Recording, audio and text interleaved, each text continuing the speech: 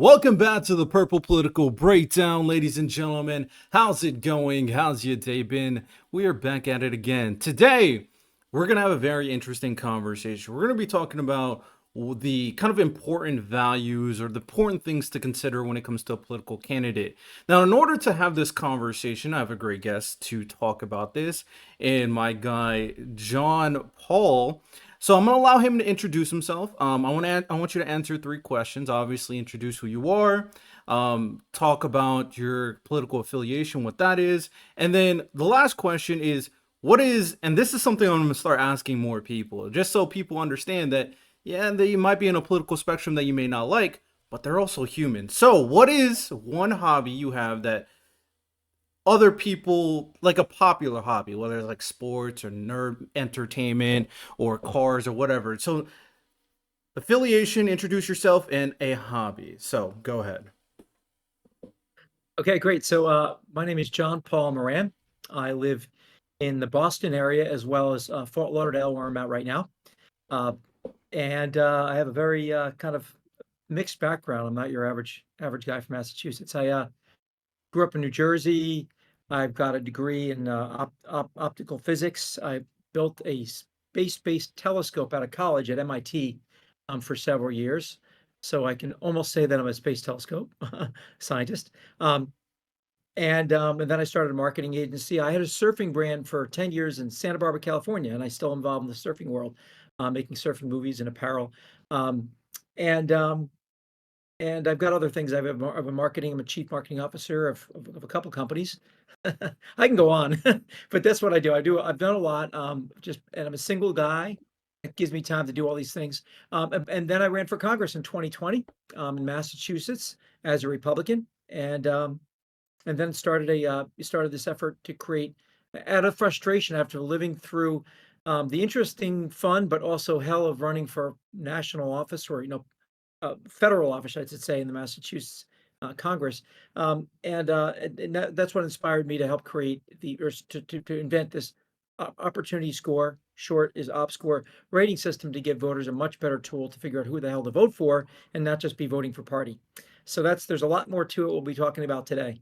So that's my background, and my affiliation is, we the system is independent of party, but I'm not going to hide the fact that I'm a Republican with an asterisk. I'm American first, and I believe parties should be made more and more relevant over time. It's all about the candidate and their beliefs, and not about the party. But I am a Republican, um, and a hobby. Man, I got so many. I throw major, big, fun house parties at my house on a pretty much every few weeks basis. I guess that's one of my fun hobbies. I love to cook, entertain, make drinks, make cocktails at my bar, and that's a big part of what I do with my friends, who are, by the way, all over the political spectrum. All right, fair enough. You said you have a big party, so what we talking like tens? Hey man, it could be hundreds. Hey, depending on how big of a party guy, maybe thousands. What we talking? No, at my house, I can't do thousands, right? But I can do a couple hundred in my summer luau party. And other parties are, smaller ones are 50, 60, 70. They get up to a couple hundred people. So I've got kind of this, I believe in working hard, saving the country, and having fun too. All right, fair enough. So seems like he can definitely have fun for sure, which I do respect. Now, I'm very interested in talking about your kind of program and give my unfiltered thoughts about it for the most part. Because when it comes down to it, I don't mind talking to anybody in the political spectrum. I call myself the Purple Political Breakdown. I say I'm a nuanced centrist, a term that I coined myself because I kind of go about discussing different political issues based off values that I feel are important, that is not relying upon any kind of political spectrum or identity or ideology. So, in lieu of this conversation, I'm gonna allow you to kind of introduce the program that we're gonna be talking about, and then I want to kind of go through that program and the questions, kind of figure out what they mean from your point of view, and we may have some disagreements, very possible, and we can kind of iron that out, and then kind of have a more broader conversation about the program and the what it means to find the best political candidate. So feel free to go ahead and kind of talk about the op score.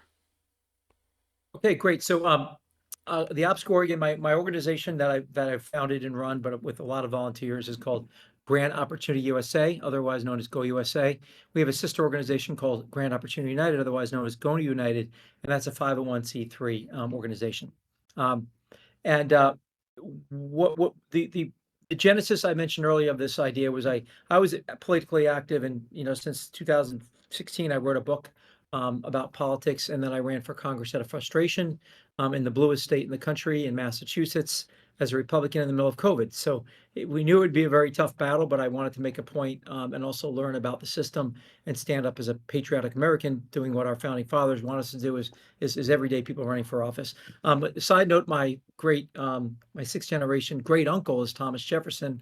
And there's a lot of people related to people like Thomas Jefferson and George Washington and others in the country, but my family tree has been very proud of it, and I think he's my favorite president actually as well. So our system that we invented, by the way, it is nonpartisan, but that doesn't mean they get equal scores. I mean, one party does better because they support the will of the people and the Constitution. The other one does worse because they less support the Constitution and will of the people. And that's of today. I believe about 30, 40 years ago, it was different. In fact, John F. Kennedy had the same score as Ronald Reagan. So it's the parties have changed, but the system is based upon American principles of the Constitution and will of the people. So I guess I could say it's biased in the sense that it's very pro-America, which it should be because we're an American, our country is America, and we're the land of opportunity. That's why we're called the opportunity score. But when people say, "Oh my God, this is biased," well, it is biased, I'd say, toward the rules that if I won Congress, if I won my seat, I would swear on the Constitution. So you have to follow it. Those are the rules. That's what made America America. And the will of the people is who you represent, and you should do what they want. So our formula is, what does the Constitution say, and what does the will of the people say? It's a combination of those two things, how we rate people. And I'll also say there's myself, an MIT guy, and two other MIT guys that I say are more geniuses than me, that were the people behind the genesis of the technology and the planning of the technology for the Ops Corps. And we have a great group of people that work on this very diligently. So when it comes to the questions that were there, it's almost like don't blame the messenger.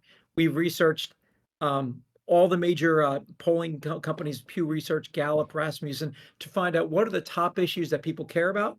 And then we say, where do the people stand on these different issues? So we make it as nonpartisan as possible, but it is pro-American. So I'll say that.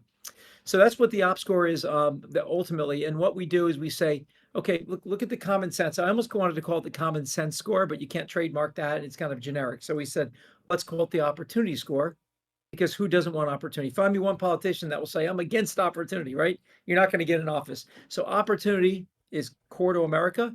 That's why we call it the opportunity score. And we look at 5 points of opportunity that we have to separate.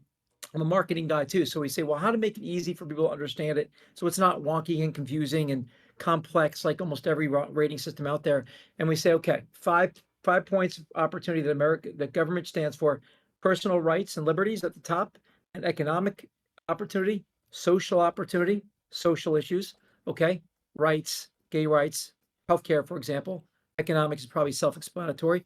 Educational opportunity, that's probably pretty self-explanatory. And then everything else that's in the national level, like military, um, security, um, elections, energy, those are the things that we call national opportunity. So that way, if you're a voter and you say, I care about school choice, you're going to go right to the educational opportunity point on the 5-point star of our logo, and look at where the politician stands on the issues you care about. If you care about healthcare, that you go to social opportunity and see who does or doesn't support, for example, Medicare for all, or a single payer system.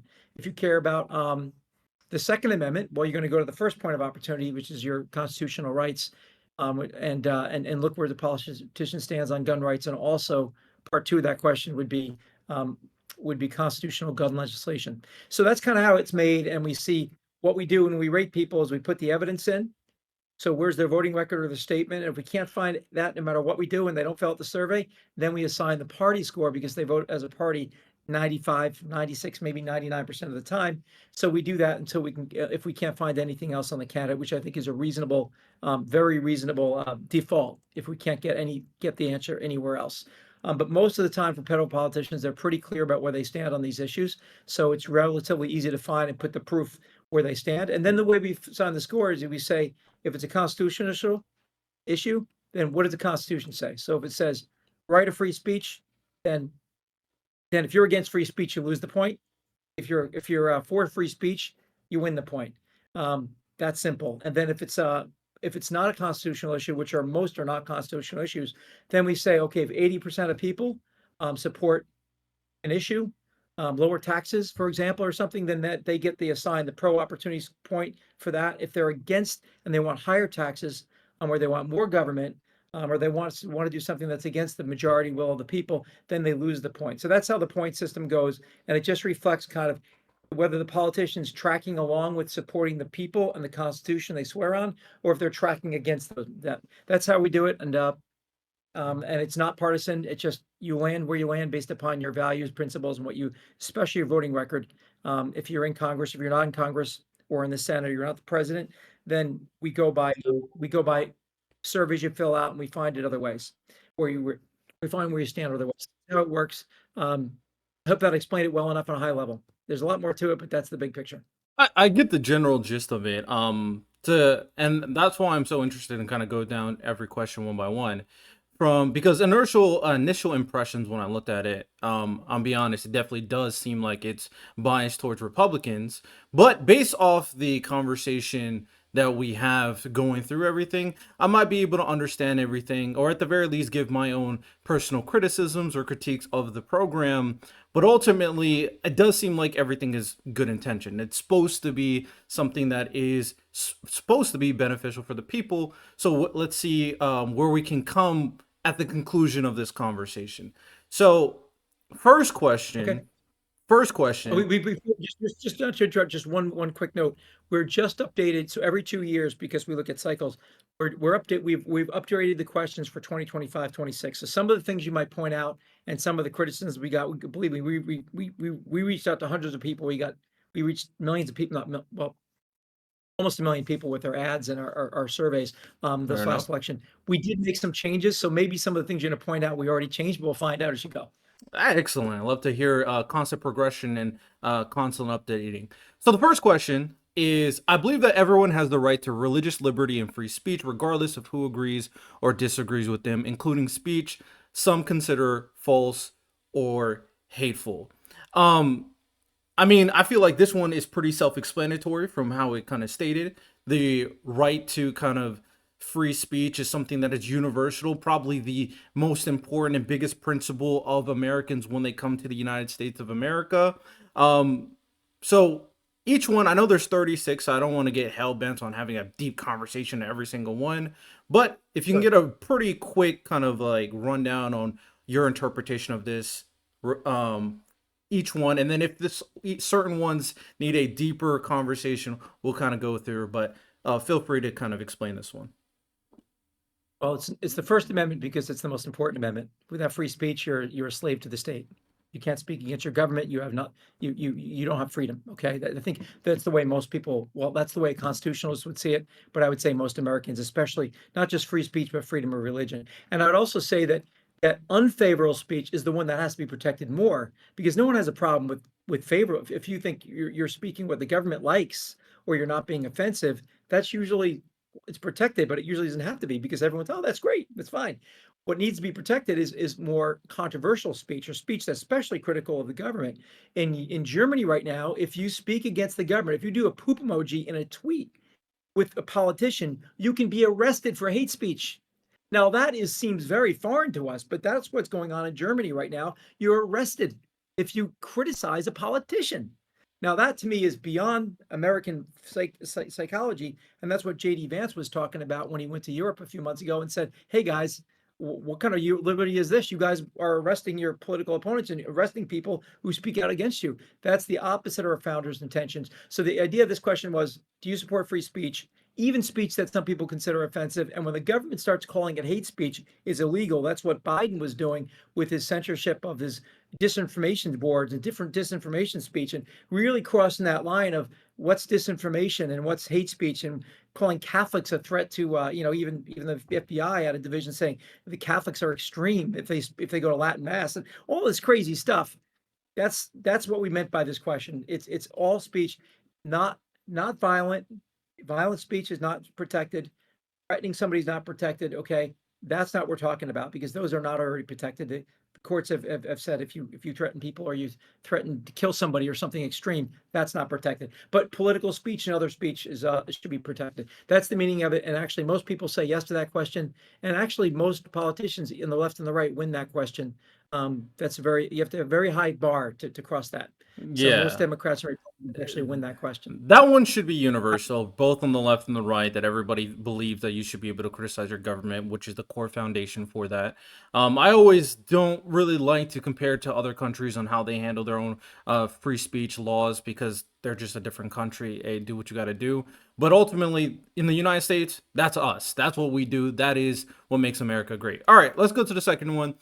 I strongly support our Second Amendment right to keep and bear arms. Now, obviously, a lot of us know what the Second Amendment is. Now, this can be seen as a pretty broad question in terms of strongly Yep. supporting it, especially with a lot of controversy with certain like situation regarding gun violence in America.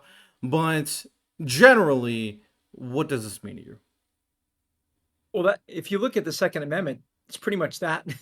We're trying to keep it constant. The right to keep and bear arms is really the essence, and it's only a handful of words in that amendment. So it's just we try to keep it as simple as that.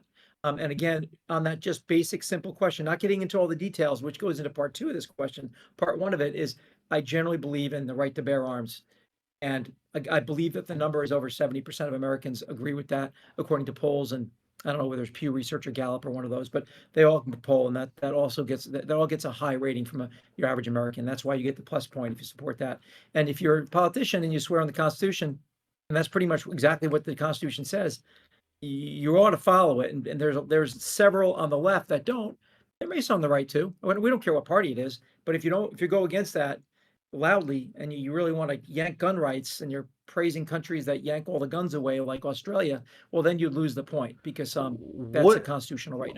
although like obviously taking all your guns away probably in general be bad, wouldn't it be better to phrase this as I generally support the Second Amendment? The reason why I say that is because the strongly support could insinuate, especially for someone who's more on the left, that using guns in most situations or having guns in most situations is good. Um, and obviously, people have different principle differences, but I think if you broadening the question, and this is my point of view, to general, I think generally, regardless of where you fall, people understand the value of this amendment. They may disagree with certain nuances. So the strongly could definitely heavily impact a leftist point of view who do think gun laws should exist in a limited fashion. So they can't strongly support this, but they do support this. Well, the thing is, it's kind of a it's du, what duplicitous or something because in the way you answer it, you're given five choices: strongly agree, somewhat agree, neutral or mixed, somewhat disagree, strongly disagree. So you're kind of saying you can say I strongly agree that I strongly support it. We just wanted to make it clear that the Second Amendment is very pretty black and white, right to bear arms. So we said strongly, but you have the option to say I moderately disagree or I strongly disagree or I'm mixed on it. So we give people the option to do that. But So wouldn't someone who says just mix get strongly, less points than someone who says strongly agree? yeah, so you strongly agree, then the hardcore, right? You want it, or if you moderately agree. I mean, we like strongly because we didn't want to make it like, well, there's lots of room for movement because if you strongly, but anyway, it's kind of not irrelevant because we say you can choose strongly agree to strongly disagree on a spectrum of 5 points when you answer the question. Right, So and I'm saying, wouldn't someone who picked neutral get less points than someone that picked strongly agree? yeah, they don't get any points. So when you get neutral mix means you don't get anything. If you say Okay. if you're against it, then you lose a point. If you're for it, you win a point. So we keep it very simple. We want to be as objective as possible. So it's not somebody calling the shots, playing God. It's okay, they support it or they disagree with it. Or if it's mixed or unknown and you just can't get to the answer, then you don't lose, you don't gain, you stay at zero. Okay, That I way see. we have I think that's the most logical way of doing it because we don't want to make it like more complicated than that. We don't want to make anybody. Yeah, we want to make it very simple. That's the way we make it simple. So you're zero if you're in the middle, and then you lose a point if you're against. And now sometimes it's the opposite. Sometimes you lose a point if you're for, because sometimes the question is asked from another point of view. So it's not Yeah. always you lose a point if you're against. Sometimes you win the point if you're against it, So I depending on the understand the question. point system, neutral, lose, or gain. I think that's fine. I think that's a pretty effective point system for sure. But I pretty much stand steadfast that this one probably strongly favors people who are strong gun advocates versus people who Yep. support the value of the Second Amendment, but not support everyone should have open carry in this state and have a gun at all times. So No, that can we be a didn't say bit open skewed. carry. Yeah, that's why we didn't get into open carry. We just said we just read from the Constitution on that one. But I guess we could take it and say, do we take strongly away? Maybe. Yeah, so I like agree with the Second generally, so Amendment. they agree with the You can say value of the Second strongly Amendment. agree to the question, so it probably is duplicitous, so you can probably take the word strongly out of it when we make the update in 2025 for All this right. year, so. Fair enough. Next one. I favor constitutional gun legislation, including gun show background checks and preventing violent criminals from owning guns. I mean, I feel like this is pretty self-explanatory too. In this one, would you gain points if you put strongly agree? Because not a lot of people on like the strong like gun advocates think that people should have background checks, especially gun shows. Yes, so, if you agree with the principle, again, it's the populace. So this is one where if you agree with we say constitutional because it's got to be constitutional because we're going against our own system. So it's Agreed. got to be constitutional gun laws, not like red flags are a little tricky because somebody could take your guns without any due process, and that's kind of like not really constitutional. But other things like gun rope background checks and all those would be considered constitutional. Now, when we say constitutional, we mean as adjudicated by the Supreme Court of the United States. So the Second Amendment has been very, very, very light in words, so it had to be adjudicated over time, and that's how it's been judged. So if you're kind of on the further right, you'll lose that point because you only gain it if you're for constitutional gun legislation.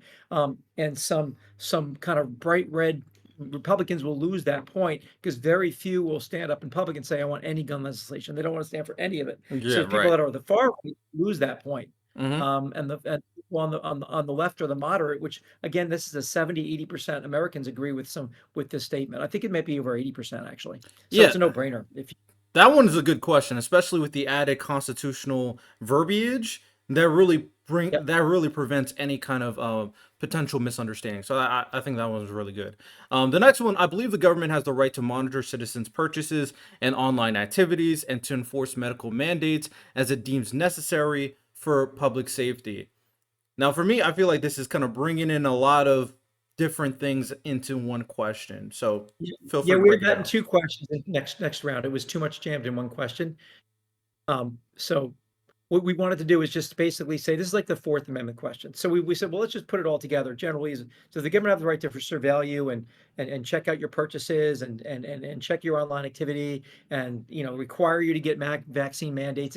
It was a lot brought together. So we put that's in two questions in the next one Mm-hmm. because the idea was, well, if you're for one part but you're not the other, you could always say mix and get a zero. And it's the same thing as having in two parts. If you say yes on one and no on the other, you win one, you lose one. It's the same zero. It mathematically comes out about the same. But it's kind of annoying to see all that jammed in one question for the reader. So imagine that as effectively two questions: the government having a right to surveil you and check, including your purchases and calls and texts that's added for next year.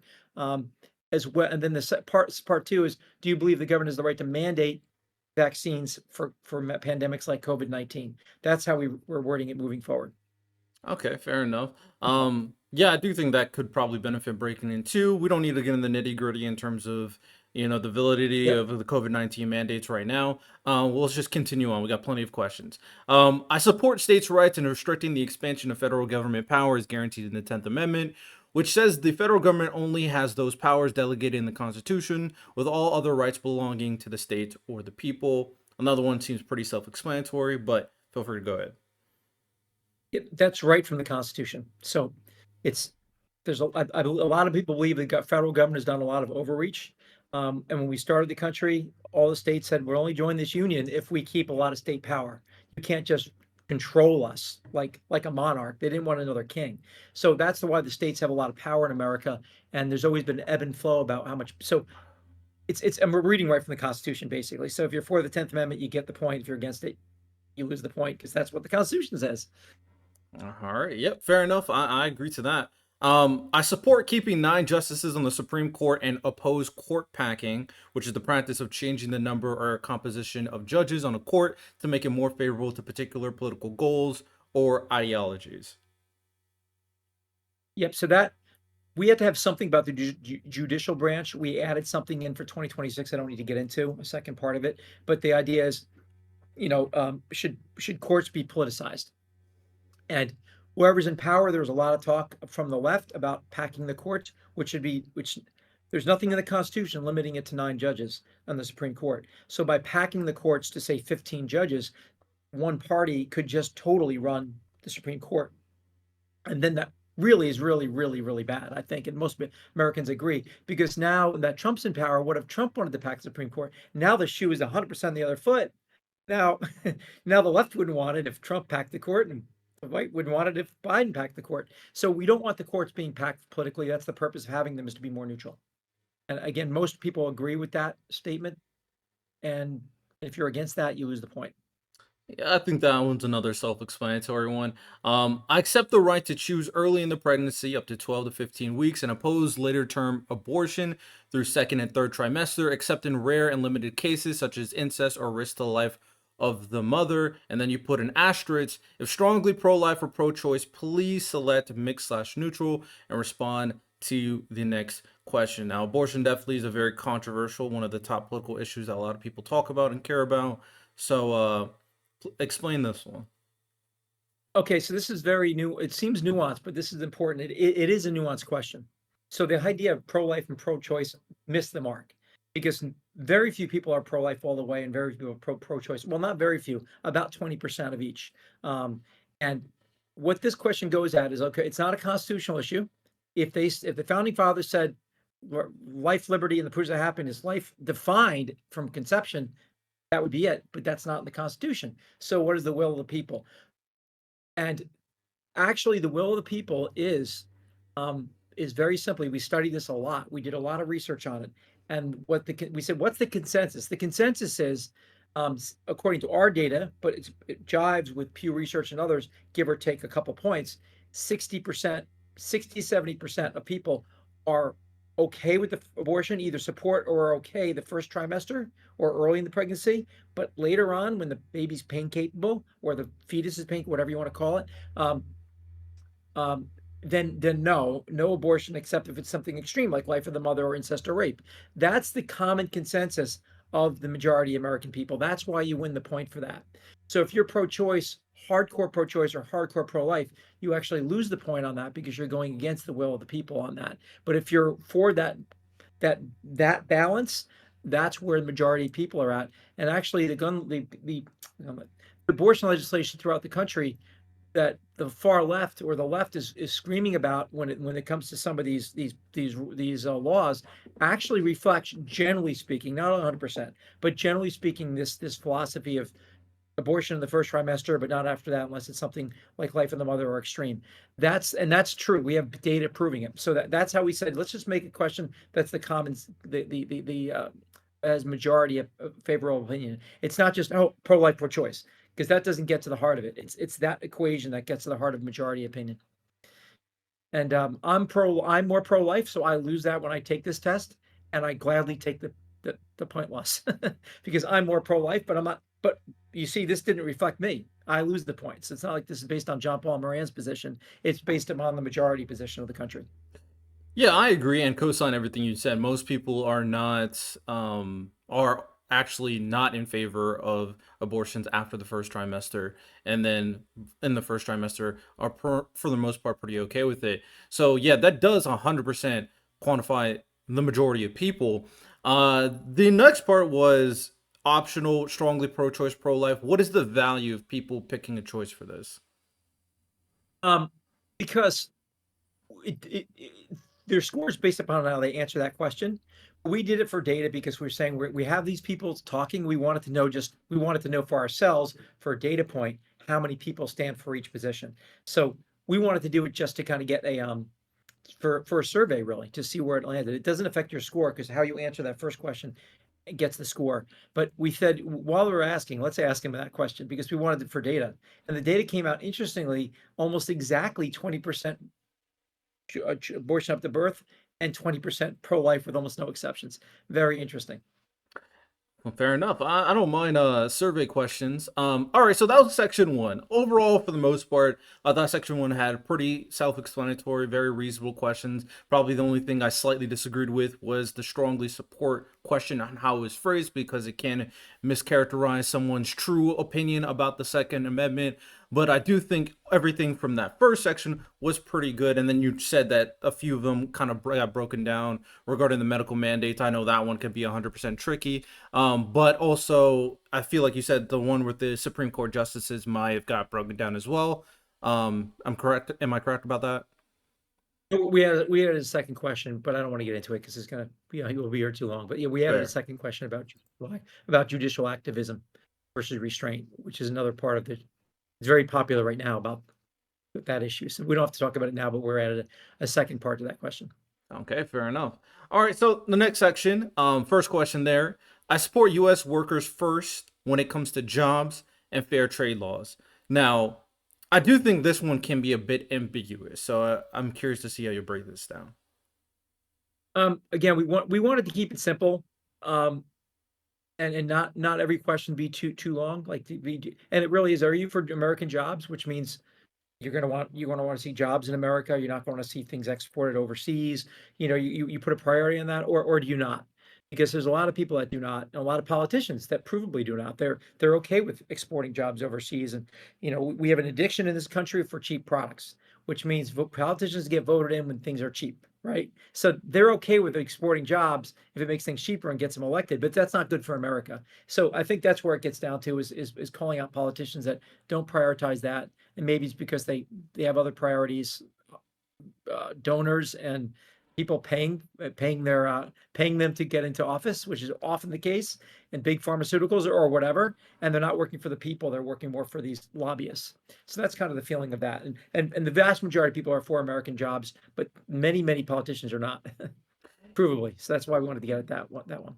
Fair enough. The baseline from the average person who's taking this can definitely see, oh yeah, I care about American jobs. So I could definitely see a lot of people saying they agree, or at the very least, strongly agree. There definitely seems like there is more nuance behind it, but from the average voter, I can see how they would vote for this one. And I think most people, like you, I think you actually said this, will go like, yeah, I care about American jobs. We're in America for sure. Um, Yeah. Next one, I support free market capitalism and I oppose centralized government control of our economy, i.e., socialism. Yeah, I mean, this is also a big, again, we're trying to keep it simple. Capitalism versus socialism.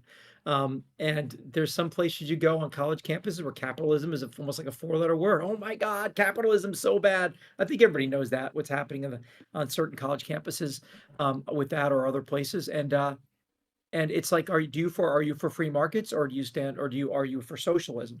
The vast majority of people are for free markets, not socialism. But if you poll young people in college, it's about 50-50, because it's just a constant diatribe of, America bad, socialism is fine. They don't talk about the 150 million murdered by socialism, statistically provably last century. That's not talked about. But I don't want to get into it. I'm probably sounding biased when I say that, but I am personally pro-America and pro capitalism. But so are the majority of people. So that's where we put it, and we just say, are you for socialism or not? There are admitted vocal, outwardly socialist members of Congress that say they're socialist, and that's fine. You can vote for him if you want, but be aware what you're voting for if you're not for socialism when you vote these people in. I think that's fair. I mean, I am in favor of capitalism over socialism as well. We know that a lot of purebred socialist societies don't work if that's the foundation of their economy. However, there can be argued that there are certain socialist policies that can be beneficial. The reason why I bring that up is because I feel like the core of this question has the most value if it just starts and stops at I support capitalism versus bringing in the extra nuance of socialism. But overall, I get the sentiment of the question here. Um, but you did say centralized government control over our economy, i.e., socialism. So I don't know. I think it can be a little tricky if I'm looking at the very nuances there. But that's just kind of my kind of 2 cents. This one, I don't have too much gripes with it, but leaving out socialism probably could be the best for this one in particular. Well, we wanted people to pick a lane. Because we want to make the choice. Because it's to say just social capitalism is sort of leaving out the yin and the yang. I'm for social capitalism and socialism. We're using the Webster's dictionary definition. It's included in the definition of socialism as government control of the economy. And I think some people think socialism, oh, that's like, roads and bridges and helping people out. No, no, no, no. Socialism by definition is government control of the economy. That's what it is by definition. So we thought, you know what, let's put that in there because a lot of people I think are being hoodwinked to think socialism is some fuzzy little teddy bear of just like, oh, helping people out. It's not. It's centralized government control of the economy. That's the definition of the word. That's why we did it because we wanted to make sure it's clear. Pick a lane because they're opposites.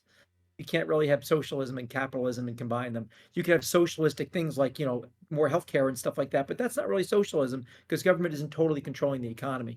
That's why we put it in there as a little bit of an educational push. But I get it. That's why we put it in there. We want to say pick a lane because they're kind of opposites. Yeah, to an extent for sure. I definitely see what you're saying right there. But let's continue moving on. Let's keep it going. Okay. I am concerned about our growing national debt and believe we must take measures now to reduce it, even if it means cutting some government benefits and programs. Yeah, well, this is basically part of what you see Doge doing. Um, is we have massive debt, 2 trillion a year in losses. My analysts that I know, people I know that are quite much smarter than me when it comes to economics, are like, we only have a few years left of America. We cannot keep going $2 trillion in debt every year to this. We're going to be literally 100% owned by China and other countries. We will not. We'll lose everything. Can you run an account? Can you run your household with adding like $1 million of debt every year? Like obviously it will collapse. So the idea is, do we cut programs and suffer a little bit, or do we just keep on spending, spending, spending, spending, which also drives up inflation and really has a boomerang effect. So most people are against, want to cut and are willing to cut programs. But if you're kind of on a certain more left leaning side of the program of the government, you probably say, you know what, we're America, we're rich, we don't care, everybody has to be taken care of, and we'll go into debt. And that's not the way most Americans think. So Yeah, that's why yeah, the question is to the point. So people on the left won't agree with that question. I mean, the far left. fair enough. I'm looking at this question. I do think it's pretty problematic personally, because what is being cut? What does some government benefits and programs mean? We know that the majority of the national debt is locked up into Social Security, Medicaid, and the military. So, if you ask the leftists, okay, we got to reduce our debt. What should we cut? They would say the military. So they would actually agree that we should cut funding for the military. So this doesn't really encapsulate the full scope of what it means to cut certain programs and what programs are being cut and what programs actually take a majority of the debt. So I do think this question is a bit problematic, and this one I don't think takes the full picture of what it actually means. Now, if you want to have a conversation on I'm concerned about growing the national debt and believe we must take measures on how to reduce it, then generally that question probably would be okay with voters.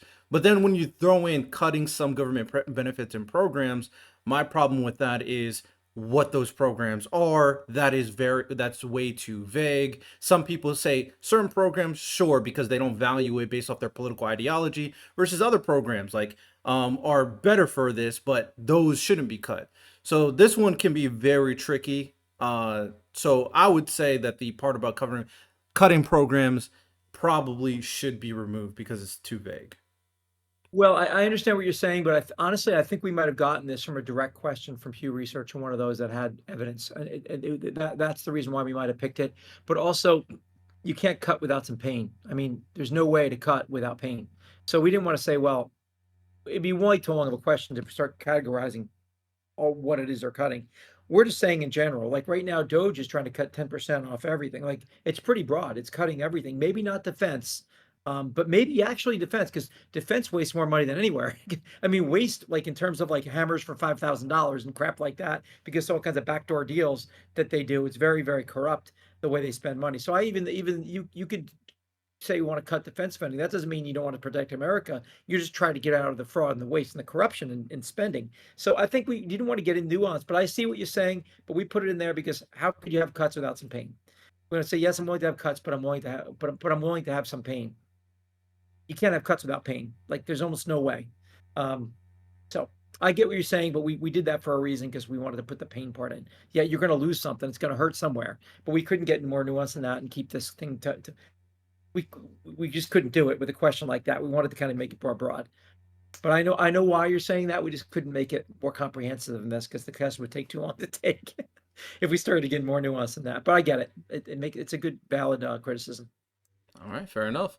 The next one, I believe that it's generally best to raise taxes on citizens when needed to pay for new government initiatives and expanding social programs. So this definitely seems like a more leftist type of question. So how did this work, and how did the points work for this one? Um, again, this is a populist question. If the majority of Americans said no, I mean, if the majority of Americans said yes, I believe in raising taxes for more programs, you'd win the point. But the fact is, again, this question's, I believe we did this, a couple of years ago and we put it together. I believe this was more or less a question that was generated from research we did with other polling companies, showing the majority of Americans are willing to don't want to see increases in taxes for yet more programs. I think most people believe we already have too much spending and too many programs, and the last thing I want to do is throw more on top of it. So that's a populist question, and you win the point if you're against more spending. Okay, so if Before you if you pick strongly disagree, you get points, but if you agree to raising taxes, you lose points. lose the points. Yep. Most people don't want to. I mean, most people don't want to see higher taxes. Let's face it, right? So most people are going to say, "Yeah, let's raise my taxes for more programs." Kind of common sense, but yet government does it all the time. So we want to call those people out that are not working for the people if the people don't want higher taxes. And if they said, geez, I want much better healthcare and much better this, much better that, and I'm willing to pay more money for taxes, then that would reflect in the system. Yeah. Nothing. That's nothing wrong with the question itself. It's more so an understanding of the value of taxes and certain inefficiencies that can definitely be attributed to how taxes are being used in certain programs. But the core value of that, I think, at its core, people probably would be more behind it if it was being used more efficiently. So nothing wrong with the question though. So we can move Okay, on. great. I believe that large corporations have the right to run their business however they choose without antitrust regulations. We could trust them to keep competition alive and fair without fear of monopolies. Okay, and this question is gets right to the heart of monopolies and um, antitrust regulations. So you either believe that governments could be run like a monopoly game where they can just, I mean, I'm sorry, take that companies can be do whatever they want without any restriction. Now libertarians often do pretty good in the scoring system on average from our research, but a libertarian would say no boundaries. Often many will, what, free markets 100%, no regulation. But you know, most Americans agree that we might have one telephone company could charge whatever they want, one internet company they could charge whatever they want. Because once they consolidate and they own everything, then they're running the show. They're like mafia bosses. You have no choice. If you want a cell phone, and there's only one company, they're going to charge you $500 a month or whatever, right? So that being said, we put that in there. And again, this is something that maybe the further right and libertarians would lose that point because most people want government regulations when it comes to breaking up monopoly, not allowing monopolies. And you win the point for agreeing with that. But I know a lot of people that took it that said, no way, no restrictions at all. Yeah, I know. I lose the Yeah. point. Okay, fair enough. I was curious to see how you kind of scored that one, for sure. All right, next one. I'm concerned about the political influence of technology and business leaders, including their efforts to silence speech and deplatform individuals they consider offensive. Yeah, so this is kind of a First Amendment question. So the First Amendment doesn't allow governments to censor speech, but businesses can. Yeah. You they can hire you for speech they don't like. So we um we said, well, what if an organization has so much power like Facebook or something where they have they're almost have a virtual monopoly because they're so big. Do you want to get your platforms deleted because you said something about COVID vaccines, or something about election fraud, or something about abortion, or birth rights, or borders, or whatever? Either side of the aisle, I don't think people want to do that. So majority of people don't want are concerned about the immense power of corporate America, or corporate America, corporate planet, right? And corporations controlling speech. That's where that comes to. And there was a lot of controversy over that over the past few years, Mm-hmm. mostly against the right, but now there's concern about from the left about Trump going after, if you talk about DEI, right? So there's concerns that are shifting to concerns about now is it going the other direction. So we don't think it behooves anybody to be against free speech, and that big corporations should have some standard to not just deleting people and blocking them because they don't like their speech Fair enough. on either side. Yeah, I definitely think as of right now, it hits a either side. There's a lot of nuances behind the conversation of private corporations having the ability to kind of censor certain platforms, right? We have right wing and left wing social media platforms, and now one of the biggest platforms right now, considering it's very much in power of someone who's very, very right wing. So there's a lot of conversation in terms of their influence, their power, and the ability for them to control the conversations that go on this public platform or supposedly public platform. So I do think there's Can a you lot of see if value that there. car is on my account, the one behind me? Uh, all right, we'll continue. I just muted Justin. I don't know what I think he unmuted by accident. Um, Yeah. but yeah. So that definitely is something that a lot of people 100% care about now. At the very least, they've been caring about it since 2016, to be honest. But okay. Yep. Next question. Trust that my government will spend my tax money wisely, and that is dedicated to supporting integrity and transparency.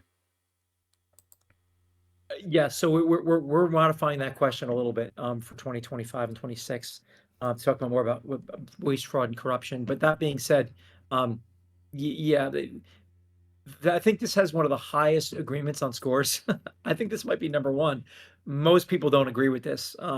Shocking number in both Republicans and Democrats Yeah. don't agree that the government's spending our tax. They know there's waste and fraud.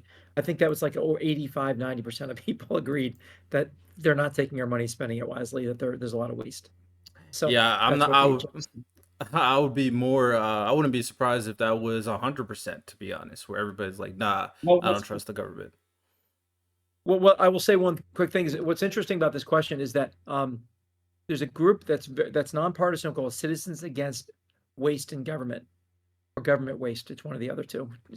CAW are Citizens Against Waste in Government, I believe it's called, and they rate politicians in some way that we actually use their ratings because it's such a complex question to ask that we leverage their ratings, and they rate people from 0 to 100 whether they're really wasting money based upon their voting records, or whether they're supporting restraint and spending.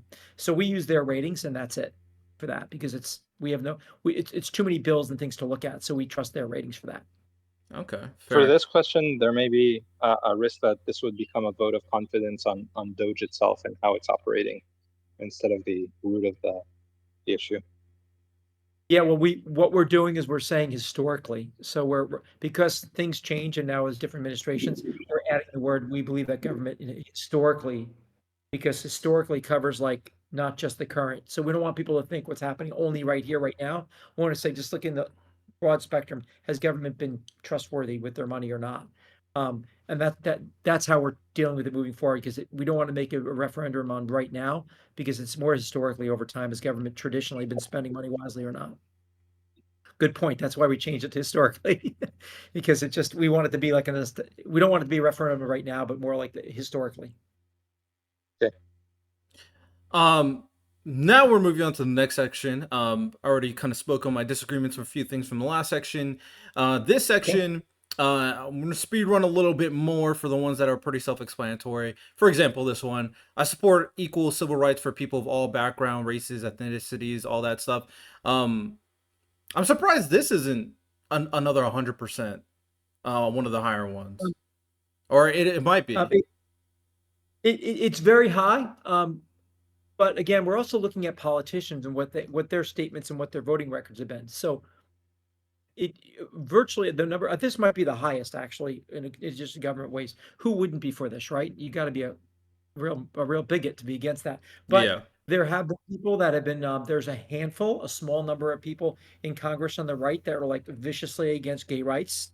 Okay, they'll lose the point.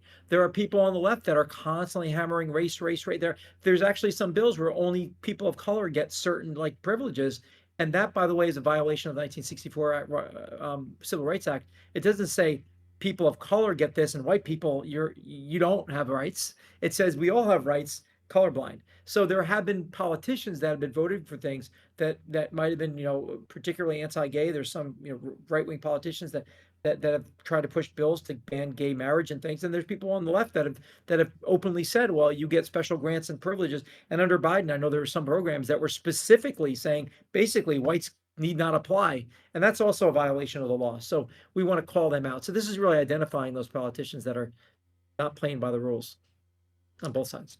Yeah, I could definitely say that there's people on the right who have certain things against certain groups of people for sure in America. The left, I was never a big fan of like the anti kind of white, rhetoric that was going on. I do think some things are overblown in terms of like a certain privileges or opportunities that people of minority get, but ultimately that rhetoric was problematic, and I've criticized that for a very, very long time. Now, this Yeah. one's interesting. I believe that citizens belonging to minority or underprivileged groups are entitled to preferential treatment in order to deliver equity. In the spirit, I also support DEI and affirmative action programs. Now, I have a big problem with this question personally. The problem with this question is it kind of compounds a few things. Now, when it comes down to entitled to preferential treatment in order to deliver equity, I don't think that implies, I think that kind of phrases something that people who are minorities get certain things that other people don't. Ultimately, when I have the conversation with DEI, there are groups of people who make it a situation where, oh yeah, you're oppressed, you're oppressed, you're oppressed. I hate those people. I criticize them all the time and go and kind of downplay or hate on white people. Hate that, criticize that all the time. But a lot of DEI, I don't think is that by any means. Affirmative action, I, for the most part, when it comes to affirmative action, was never a big fan of affirmative action nowadays. I think it had value back in the day when it was very racist back in the day, but nowadays I don't think Yep. it has. So I think it's compounding a few different things, and I think that's problematic. Well, again, we have to be tight with our questions. We can't ask more than one on this issue because there's many other issues we cover, and it's just getting to the point of it. Because for example, DEI, while there are some things like with protecting handicapped and other people, right? Those laws are already in place. The whole objective DEI on the big pictures. I've studied it a lot. I mean, I'm a gay man, and I'm not that I care to talk about it, but I'm gay. I'm conservative-ish. I don't I'm pro-America. I don't say conservative. I don't like that word pro-America because I would say that, but the whole intent of these programs of affirmative action and especially DEI, the overarching intent is we're going to give people a leg up. We're going to give them an advantage in the race because they were discriminated against, and that's it. I mean, the Americans know that. And so, are you for getting that kind of preferential treatment? I know State Street Bank said the CEO, no white men are going to advance in our company to senior levels. No more white men. I mean, it's just like, okay, that is racist. That's wrong. That's sexist. That you can't do that. And so that's what people are pissed at. I know a friend of mine who couldn't get a job for almost a year and a half. A guy in his 50s, very smart. As soon as Trump was elected and they dropped the DI stuff, he got all these offers because they said finally we can consider hiring this person. It was the most unhirable person in America is a man over 50 that's white. So it's sort of like not fair and it's not American and it's a violation of the Civil Rights Act of 1964 ultimately. So that's why we try to get to it. Are you generally for this idea that everybody gets a special privilege if they're not effectively white and white men, or is it just be colorblind and it's based on merit and that's it? And that's what Trump is doing, and that's what most people want. Again, it's not about Trump. I just mentioned Trump right now because this is what's going on in the current landscape. But majority of people do not want DEI because it sounds nice on a high level. Yeah, equal rights. It's not equal rights. It's saying you need the equal results. Equity often means equal results, not equal rights, but equal, it's not fair. So we're going to make it easier for certain people, certain backgrounds to get into this college or this job and put merit in the back seat. And that's not American, and most people don't support it. And I'll say most people don't support it. That's how we rate it. So this is the DEI question ultimately. We could word it different and say, hey, I support DEI and affirmative action and keep it simple. But then again, people don't always understand that really what it means is giving special privileges to people based on inherent characteristics, which is a violation of our American principles and the Civil Rights Act. So we That's don't it. have we obviously we won't have the opportunity to dive this in further. I pretty much disagree with everything you just said in regards to how you kind of talked about DEI. But ultimately, I get that's the perception that people have that the DEI is giving black people and people of color and Well, it's not just minorities. Well, I'm saying it's people of not just color, minorities, opportunity, or not even opportunities. They're just giving them results, as you said, that they don't deserve. And I don't think that is the case. I think a lot. I think the ultimately it's giving them the opportunity to succeed, like other people that had the opportunity historically. But ultimately, this is one that people have kind of misconstrued what DEI means, or at the very least demonized the term to make it seem like it's at this point a slur. If people say, "Yeah, I was a DEI hire, I got the opportunity to show I'm capable. I'm just as capable as this person." And now they gave me the opportunity because I don't have the connections. I don't know the people. I don't have that initial kind of stereotype that, oh, I look qualified because I look a certain way. So this is going to be like a visceral kind of ideological difference, and we probably won't come to agreement in the time we have right now. But I will say one thing, materially, okay, I know for a fact that companies were pressured, highly pressured. Actually, there's evidence, lots of evidence that they had to hire certain people based on primarily this is happening all over the places, pushing, the diversity hires took precedence over skill hires. And that's a proven thing that happened in our government. And Harvard was sued because they weren't allowing Asian. There's a huge lawsuit, and that was a lawsuit that ended the affirmative action because Harvard's being racist against Asian people that had great scores on tests, but they didn't want them. So I'm sorry, there's lots of evidence that this was happening, not just against whites, but also Asian Americans and Indian Americans. It happens. It's happened. A lot of people are bitten by this DEI thing. The best thing to do about being racism is not being a racist.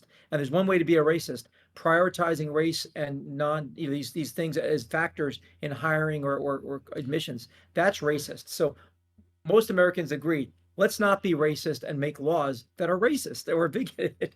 That's it. the Racist, bigoted, or whatever, and giving people privileges. But anyway, that's the reason why I put it in there. We're very strong in that because majority of Americans agree that you shouldn't get, that shouldn't be a factor in admissions. But you're right. I People agree getting that the majority of is Americans agree to that, but I also think that the majority of that's Americans thinks that it's a slur. They think it's a problematic thing. The problem is not the yeah, information you just told. The problem is how they're perceiving the information. When it comes down yeah, to yeah. it, when A lot of people are misinformation. getting the opportunity, if there's a group of people who are unfortunate, poor, who never have the opportunity to rise in that success level, that group, that demographic that it does succeed honestly, can constantly regurgitate and constantly Yeah, refill the quota of the amount of people that constantly gets that opportunity. yeah. These people are just as good as these people, but nobody looks at these people. So now let's just give them the opportunity to prove that they're just as good because they are. Well, So now they're put in a situation where they are just as good, just as qualified, and now they well, can have the opportunity to be seen. That's why I think people are kind of some of looking at it DEI does incorrectly. Yeah, well, you're saying colorblind, and that's what we agree with at Go USA because that's what most people want, and we believe that's also lawful. But what you said is colorblind. That's not the DEI is saying, oh, this person's gay or whatever, so they've got to be put ahead of the line, and that's what the problem that most Americans have. Don't put them ahead of the line just because their color or their It's not they orientation. had a all right. So I mean, like I said, we're gonna completely You agree disagree. with equal, you don't agree with special privileges, and that's what DEI ends up with. That's what it's Um, ended up with. I think some So, okay, people can use it incorrectly, but ultimately the okay, core of it is not how you're characterizing it. And I do think how you're kind of noting it, you're qualifying the what DEI is being used for by saying that people are being put at the head of the line. No, they're just getting seen just like everybody else when they're not usually seen because there's a preconceived notion that they're not as capable. You So think it's okay for State Street Bank to say no white men can be hired? Are you okay with that? Because that's what DEI is doing at State Street Bank. Just so you know, and that's one example of many others. They were saying like the NHL is too white, but is anybody saying the NBA is too black? Like, come on, like it's the North. People are white because they come from Canada, mostly in the North, where there's ice and there's more white people. It's not but racist, but if you remember what my no, initial statement was, is that that's I crazy. don't like my initial statement was I don't like when people hate on white people. That was my initial statement. You Yeah. heard me say that, right? Or So Asians your or your your anybody else. question, yeah, but the reason why I brought that up is because it initially applies to how people were treating white people, and I do think they were being treated very Yep. aggressively, especially in the 21st century. That's why I Yep. brought them up.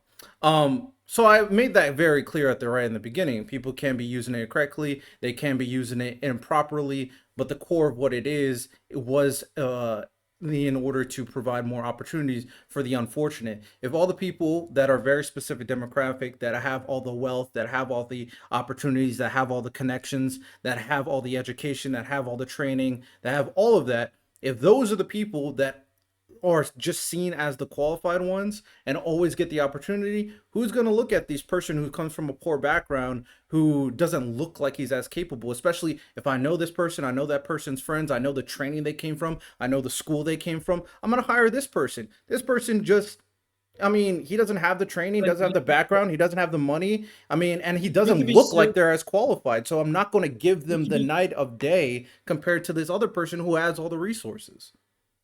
So you could still sue. You could still You could still sue for discrimination if you believe that you are unfairly looked over, whether you're white or black. In either situation, let's get rid of the laws and pressure to prioritize They did, traits and that you have. that's why we created affirmative Yeah, action and DEI. That's the purpose yeah, why well, we yeah. did this, So because this it was all you so need is a unfair. law that says no discrimination in any direction, and you could sue if there's discrimination. That's what we need, and that already exists. But maybe add gay rights into that. Maybe maybe that's not there Oh, as of well enough, course, but gay rights for sure. I do. gay I'm gonna rights, be very I clear. think, is I next think up. the left has gone too far on a lot of things, but now I think we're Yep. overcorrecting, and it's becoming problematic. Well, okay, I want Um, to go to the next question because we were on this for a good dynamic discussion, and I'll put that into my mind for 2026 as we create the new questions for the next round. Fair enough. Fair enough. See, I mean, hey, even if you disagree, you can have a civil conversation like we just did right here. Yep. Um, I support the nuclear two family, whether hetero or same sex, including protecting parental guardian rights of their children.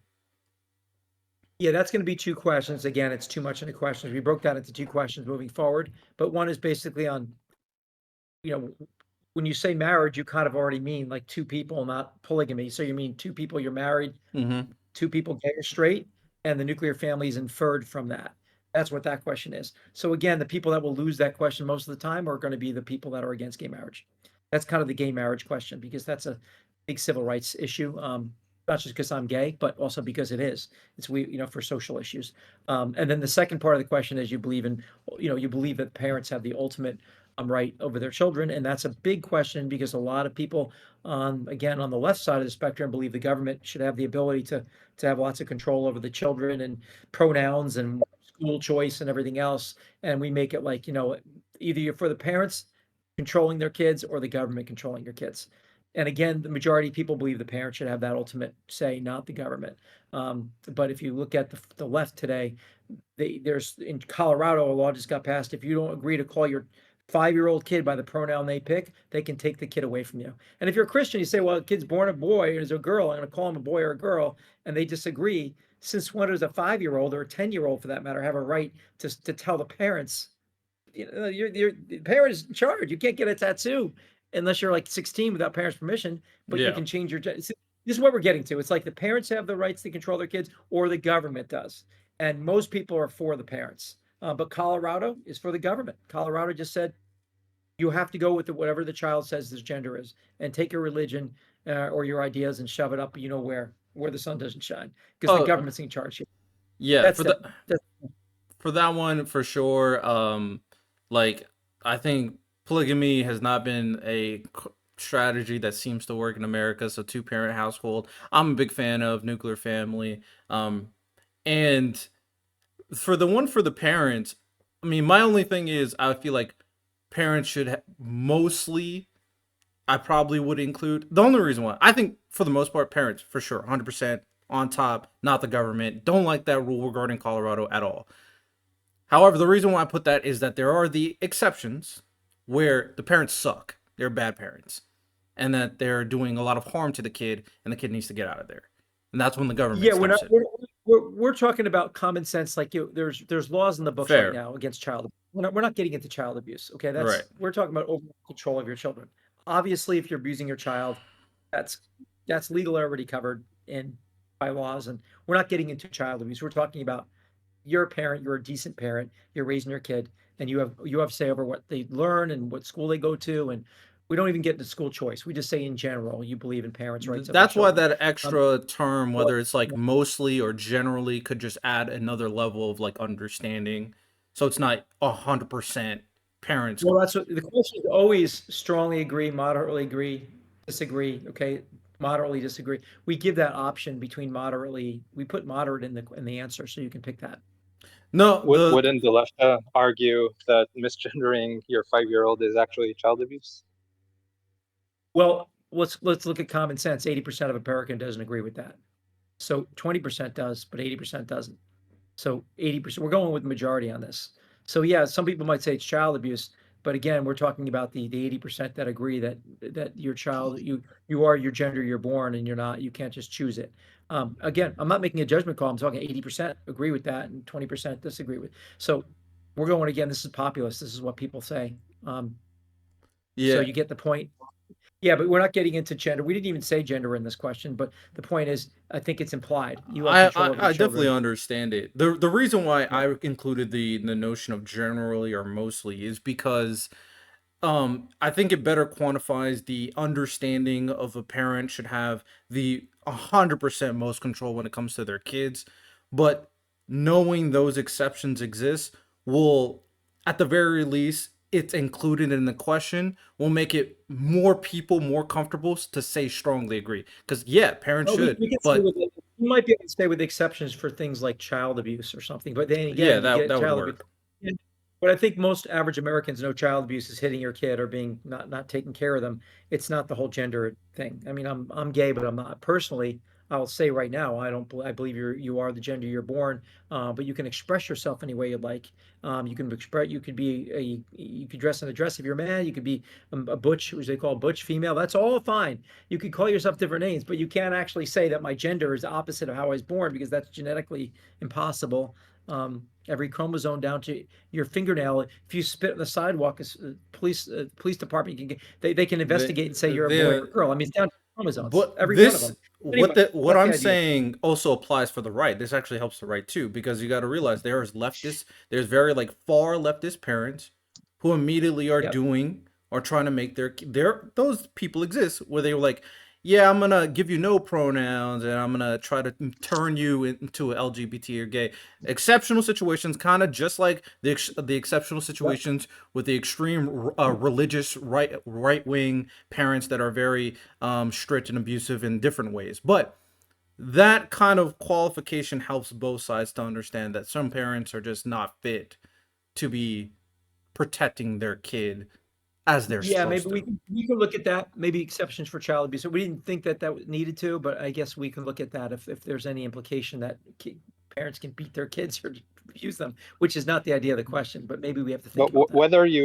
whether you include a clause on child abuse or not, the interpretation of the question is going to depend on the decade you live in. So right now, it would be interpreted as a referendum on these like Yep. gender gender stuff. In another decade, it could have been interpreted as a referendum on spanking. Yeah. So again, we don't want to. Yeah, we don't want to. There's multiple levels. We can't have this survey lead into spanking and this and that, and it's too much. But we'll look at that. We just want to be kind of focused on the question because we can't have too many tentacles that they won't be able to answer it. Fair enough. It's Fair just enough. generally being. Do you generally believe that parents should be the ultimate control of their children, or should government be? And that's kind of the overall flavor, but we could probably maybe look at if we have to put an exception for child abuse, we can look at that. Fair enough. And That's we're definitely hitting that hour mark. So are you cool for another, like, let's say yeah. 20, 30-ish minutes? Yeah, let's go for another half hour, see if we can get through the rest of these questions because we got hung up on some. They were good conversations though. Yeah. So All right. This one's a very good one that I'm What very. what percent are we We out of are the whole questionnaire? 18 to 36. So I'm gonna spit all the common sense ones. We're gonna kind of speed past this one, but this is another one that I'm very curious on your breakdown. I support yep. affordable, accessible, and quality market-driven healthcare, and I'm against Medicaid for all or other government-run health program which would abolish private health insurance. Now, I'm curious to see how this was scored points-wise and how this was broken down. Well, we took out the whole before we took out the quality market driven blah, blah blah. It was just too much work. We don't need that part of it because Right. we were just kind of lining up that I'm for free market healthcare and I'm therefore against Medicare for all. By definition, all anything you read about it, any analysis anywhere from the right or the left, all agree that that Medicare for all or single payer systems would ultimately eliminate either totally or almost all eliminate private health insurance programs. That's what the definition of it is. Not people don't always own. People hear Medicare for all. That sounds nice and cheery, but all the analysts know that it will mean that no more private health insurance. That's there. It's gone or almost entirely gone, with no almost no exceptions. There, we're getting to that point. Are you willing to go and have a government payer system, Medicare for all, which by definition would eliminate private healthcare. That would no private healthcare insurance, not private healthcare. That is about 90% of people do not want.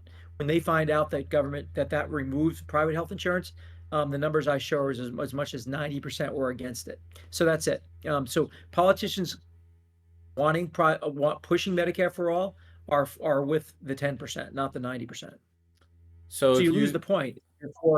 If you're for what was it, the question is I'm against Medicare for, right? I'm for, so you win the point if you're against it.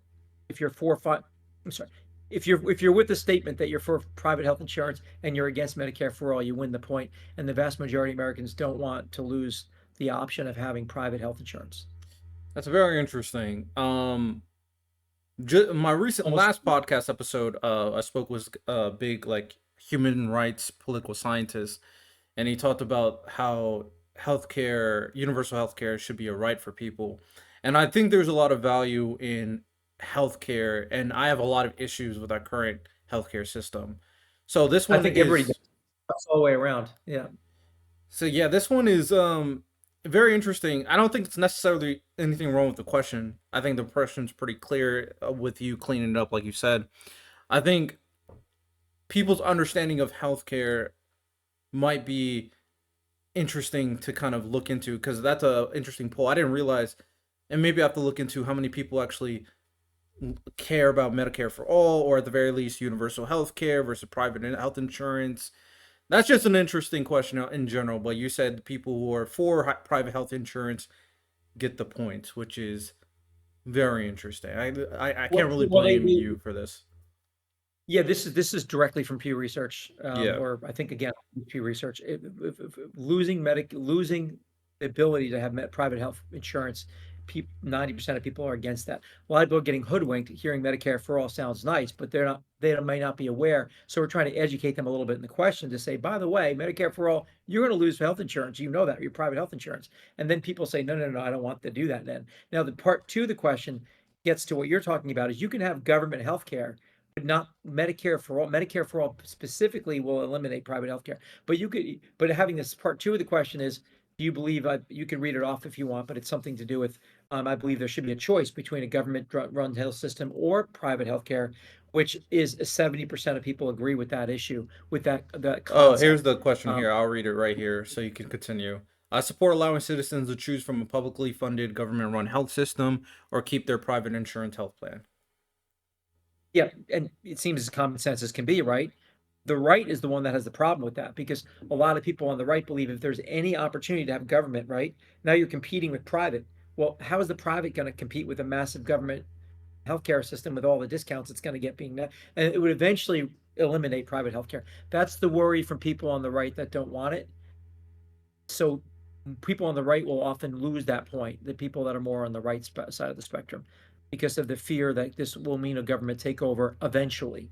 Um, but most people want it, and and my personal position is, I think there should be some kind of safety net, whether you call it universal health care or whatever it's called. Most people want that. I believe that is a human right personally. That you shouldn't be sitting on the street dying if you don't have health insurance or health care. But it shouldn't be put in a fashion that will almost automatically eliminate private health insurance, which Medicare for all does. Okay, fair So enough. it's nuanced. That's the reason why there's two parts to that question. Understood. I support humane prisons and sentencing reform measures, provided that dangerous criminals are prevented from early release. This one's pretty self-explanatory. You kind of move Yep. on from that one. Yep. Um, I support government assistance and support for our veterans, elderly, disadvantaged youth. I feel like that's another one self-explanatory. Probably everybody's like, yeah, I care about all these people. You care Unless I'm about wrong. veterans. Again, people might be more libertarian leaning, right leaning people would say, no, no, we have too much handouts, and no to that. But majority of people believe we should have some help for the people that are disabled or sick or have mental issues or whatever.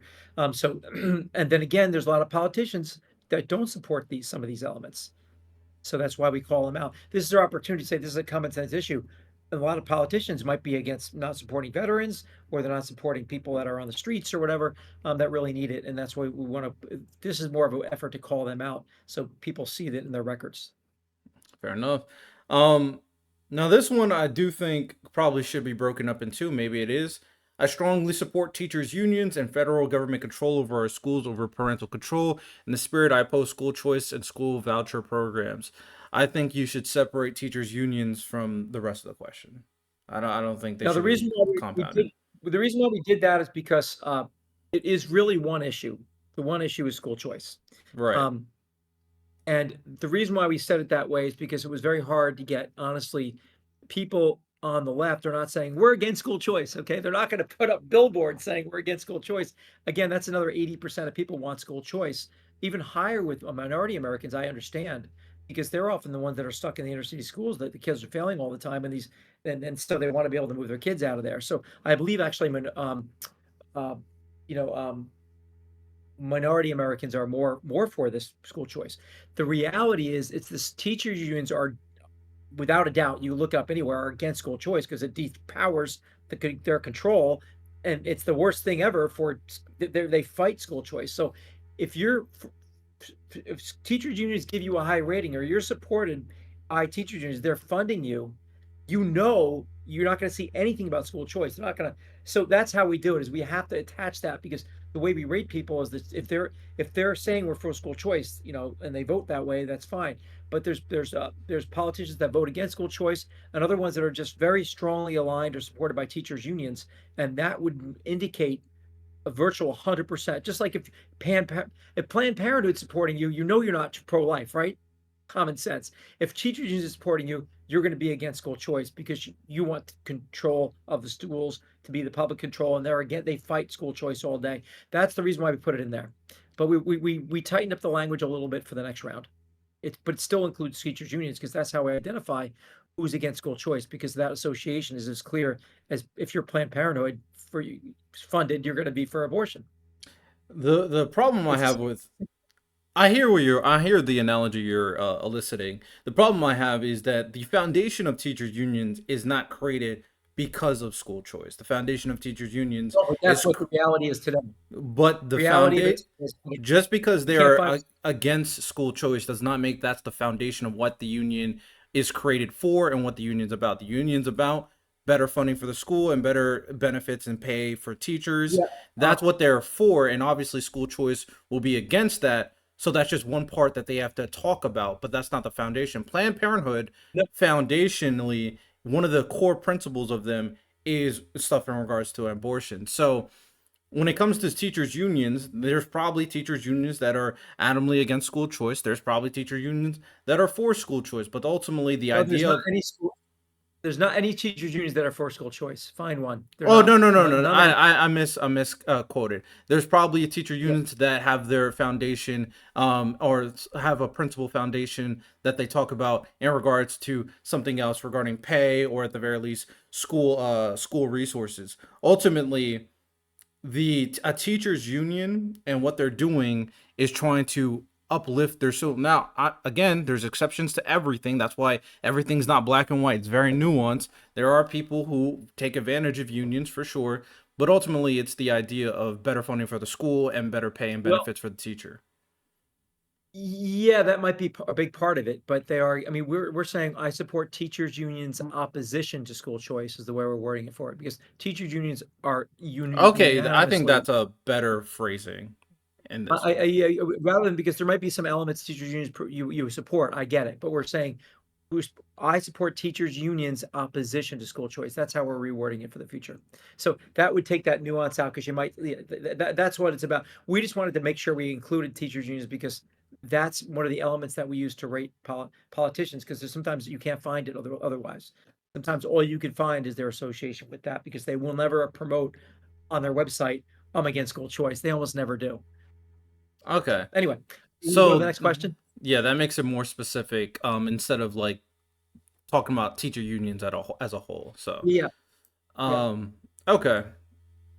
I support prioritizing the teaching core studies of math, science, reading, writing, and American history. This seems pretty self-explanatory, although I have certain issues with the public education system, but I mean, these are pretty important. So, we could just move on from Yeah, that the one. core subjects are one of the reasons why we're falling behind the rest of the world is because there's been all talk about all kinds of social stuff and social engineering and whatever, and not like the core subjects. That's why we're falling behind in math and science like crazy to China and other countries. So I think most people are saying let's go back to the basics and not just be focused on all this social engineering stuff as the main mission. Not to say you can't have any social stuff, but you should prioritize that. And you'd be surprised how much that's not being prioritized in many schools. So Yeah, that's again, just a majority Yeah, of that's people are just for like an that. individual difference. I think the value of some of that can be questioned, but ultimately, I get the sentiment. I get why people think the way they think, so it's fine. Um, I believe that the teachers have the right to express their political views and beliefs in the classroom in order to help properly guide the development of their students. I feel like for the most part, a lot of people would disagree with this. I don't think teachers should be giving out their political views in a classroom. So I feel like this one's pretty self-explanatory, unless I'm Yep, again, incorrect. majority of people against it. It happens a lot, but a lot, and I'm sure in red states you might be the opposite, where not maybe it's not just about pushing so-called the woke agenda. There's going to be situations and maybe very deep red places that they're pushing a religious or conservative agenda in schools. So I think everybody benefits from not politicizing the schools. This one, I believe that mean spirit or offensive speech should be restricted and in some cases banned on our college campuses. Students have the right to be protected from misinformation and offensive speech. So this one's in regards to free speech on campus. Free speech on campus is what this is about. Again, on a private school, for example, you don't really have a First Amendment right, just like corporations don't have a right. Corporations aren't mandated to follow the First Amendment like the government is. And the same thing happens sometimes in schools, like where schools will ban speech. There's lots of cases where kids will wear a shirt, something. I think there was one that said there's two genders or something like that, and he was expelled or something like that. And some of these things happen, and it's like, well, you might not like someone saying there's two genders, but next door to them, they're saying, there's 50, 75 genders, and everybody has to accept that. But someone says a scientific fact, and he was actually disciplined and I think threatened with expulsion for that. So, that's the kind of stuff that comes in as free speech on campus, and most people agree with that. And a lot of times, it's not held up. There's been a lot of issues at colleges and universities, especially where free speech is not being upheld, free speech rights. Fair enough. I support prioritizing vocational schools, charter schools, and STEM studies for our nation's youth versus teaching subjects as social justice, diversity, and equity programs. Pretty self-explanatory when it comes to teaching this stuff. I'm sure Yeah, most people we're say, getting rid of that question. That's duplicitous a little bit of the other earlier ones. That will move in the future. But yeah, that's another common sense one. The next two, if you want to just like, because I know we're short on time, the next two about funding the school uh, student debt. what to deal with the student debt crisis. That's like $1 trillion cost. It's a massive amount of money. So either you're for the government paying for it or the students paying their loans. That's Um, what that so yeah, the those one two with a questions. high cost of tuition must be addressed. Would you get nope? Would you get less points if you think that it should be addressed and lowered? No, most people believe that between the government and universities that there needs to be a strategy to lower the cost. Majority of people agree with that. Again, that was from other research we did. So if you believe that just let everything's hunky dory, let it go as it is, you'll lose that point. Most people believe that we should do something to lower the cost of tuition. I support canceling the enormous amounts of student loan debt. Instead, have taxpayers shoulder the burden. Um, this one's an interesting one. I'm sure. I feel like if you remove the taxpayer point, 100 most people would agree with it, but the add-in taxpayer point, most people disagree with this one. Yeah, because the government's only funded by taxpayers. So Right. if people think the government's some kind of thing that's like got trillions of dollars sitting out in space, it's we're funding it through our taxes. That's the only way it gets money. So the taxpayers are shouldering the burden if the government pays for it, because we are the taxpayer paying the government.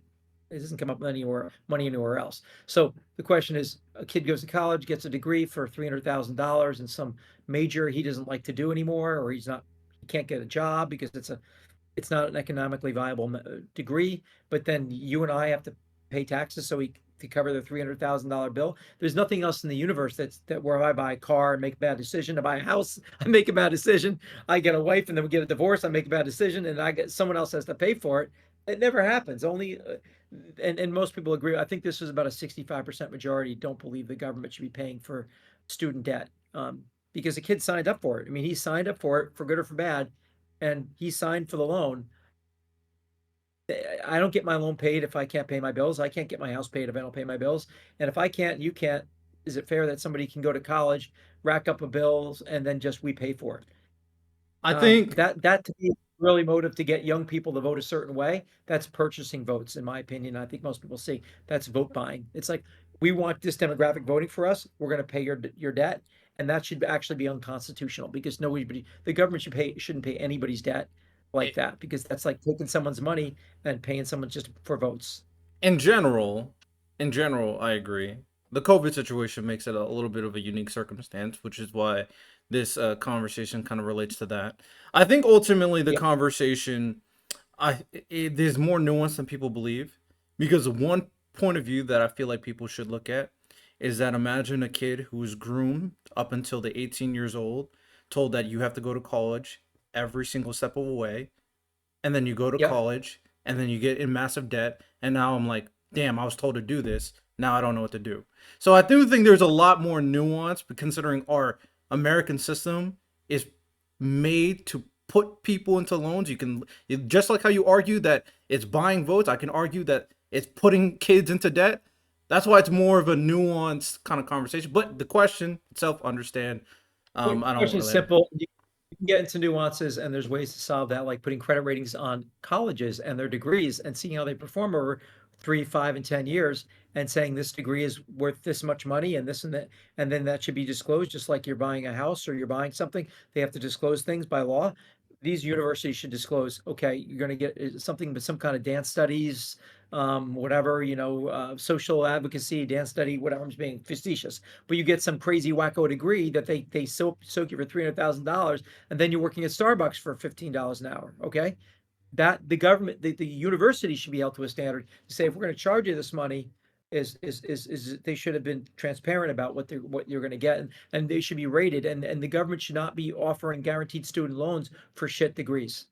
That's my opinion, and I think that would help a lot. And they Say, okay, should this is do what you're going to a better job in public otherwise. education and preparing them for go to college as well. Yeah, they shouldn't be yeah. The trades, you can make more money as a plumber than a doctor sometimes. So there's nothing that you shouldn't be pushing for college, because it's a money game, and I think it's being pushed for money. Yeah. I So, think. um, again, yeah, very fair. So I'm kind of with you with that. The way we do the whole college thing is very inefficient. Okay. Yeah. I support our U.S. military and our servicemen and women and the spending necessary to keep our armed forces strong and ready. All right, so this is Yeah, kind of that's military just spending. common sense. I think everybody would, most people would say yes to that. Most people in Congress vote for military spending. I think there's a lot of waste. We're not getting into waste. That was already covered in an earlier question. But Hmm. do you support supporting the do you support the military? That one again, most people tend to win. And then most politicians actually tend to win. But there's some that are like, you know what? No spending on military. I want to do only social programs or whatever. I'm a libertarian. Say, we don't need the military. We shouldn't go outside our borders. We shouldn't have bases in other countries. So, you'll have the far left and even maybe the far like libertarian side saying we don't want to spend money on military. So, but most people support that. So that usually is pretty much a win for everybody. Mostly. Next one, I oppose engaging our government or military in dangerous and costly military interventions or endless wars that are not in America's citizens' best interests. This one also pretty self-explanatory. I do think some of the verbiage can be a little misleading, but I understand the most people kind of view our engagement in international conflict as costly, but it is more complicated than that. But I Yep. get what the question is saying. Yeah, again, that had a lot to do with the way we saw questions being similarly asked by Pew Research Yeah, and Rasmussen, because we wanted to have here's the evidence and is what they're saying. People don't want to spend money in these adventures. By the way, this is a little bit of a military industrial complex question because believe me, they make lots of money into the hundreds of billions, trillions on wars. So there's a yeah, lot of effort to have more always at war because they make a lot of money, and I think a lot of people know that too. So there's that side to it too. So you see lot of our inventions have been because I think money, military industrial complex, is pushing wars, which means dead bodies, and it's not good. uh, We shouldn't be doing that. Okay. So most people are against it, but a lot of politicians are for it. They spend a lot of money on these intervention, these wars that don't help America. So fair enough. This one, I support local police and safe communities opposed to the defund the police efforts. Pretty self-explanatory, that one. Um, this one, I believe that law enforcement must force all our laws in an apolitical manner. All Americans must enjoy equal treatment under the law with no exception. I think that's pretty self-explanatory. I yep. support secure, transparent, free, and fair elections, including voter ID laws to guarantee full voter access for all and only legally eligible citizens. I mean, I think that's pretty self-explanatory. That's Um, that's what 85% of people want voter ID, but there's one party that's against it 100%. Not one Democrat will vote for voter ID anywhere. They are all against it. And 85% of Americans are for it. That's one of the reasons why we created the op score, because what the hell? And even the bluest states, I'm from Massachusetts, the majority of people want voter ID. What are these people calling themselves representatives when are against what most people want on something so basic as proving you're a citizen? You can't go into a federal building or a courthouse. You can't fly a plane without not only ID, you need a real ID. You can't fly a plane. I just got here yesterday. All these things you need an ID for, but they're saying it's racist or whatever if you want an ID to vote. 85% of people are for this idea. Again, it's a losing issue for Democrats. I don't know why they're against it unless they have some ulterior reasons why they get elected, how they get elected with fraudulent voting. Nobody should be against that if they're for free and fair elections. Again, yeah, that's that. And there's some issues like this that where Republicans lose, like we stated in a couple of the earlier questions, like the Second Amendment, gun restrictions and things like that. But for Democrats, most Democrats lose this because you won't find one of them in the federal level that will support voter ID. Not that I've ever seen in Congress. Maybe Joe Manchin before he left. Maybe that guy.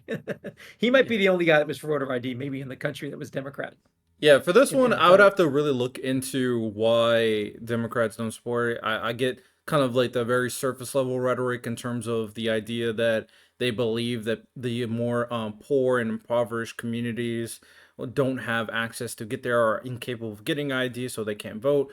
That's a possibility. You have to see the validity of that. Ultimately, the idea of an ID needing or not needing it. I mean, if you look at voting as a right, then there should be nothing that prevents you from voting. So Well, against, sure, but I don't think a lot of these are strong enough arguments for me. I think voter ID is a pretty easy process, but that's why I have to look into it. Maybe there's something that I don't know in regards to their argument for this well, one. But this one I'm not I can, super passionate about in terms of like voter ID. I don't believe in fraudulent elections at all. But voter ID stuff is a very weird one for it should be Democrats the to law of stand the on. land. And I will just say briefly, I ran for Massachusetts, and it's very common that there's like 100,000 more votes than there are registered voters. That happens all the time.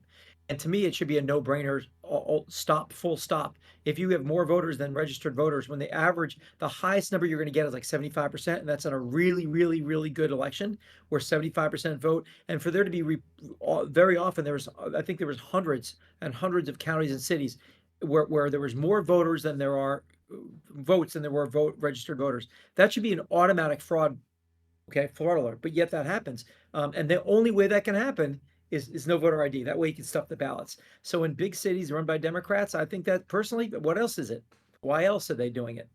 Why are Democrats against it and Republicans for it? And you look So at the big cities. apparently, what someone I think it's their said. fault personally, but Yeah, yeah. yeah. I don't think there's any evidence of fraudulent elections, but someone said that they don't oppose voter ID. They stipulate it with easier accessibility to get ID. So I guess my question to you is if they have a stipulation where they make it easier for American citizens to get IDs in response to this ID law so they can vote and don't have as much of a hassle, would you be okay with that? Yeah, most states I've researched that have voter ID laws make it free to get an ID. That's it.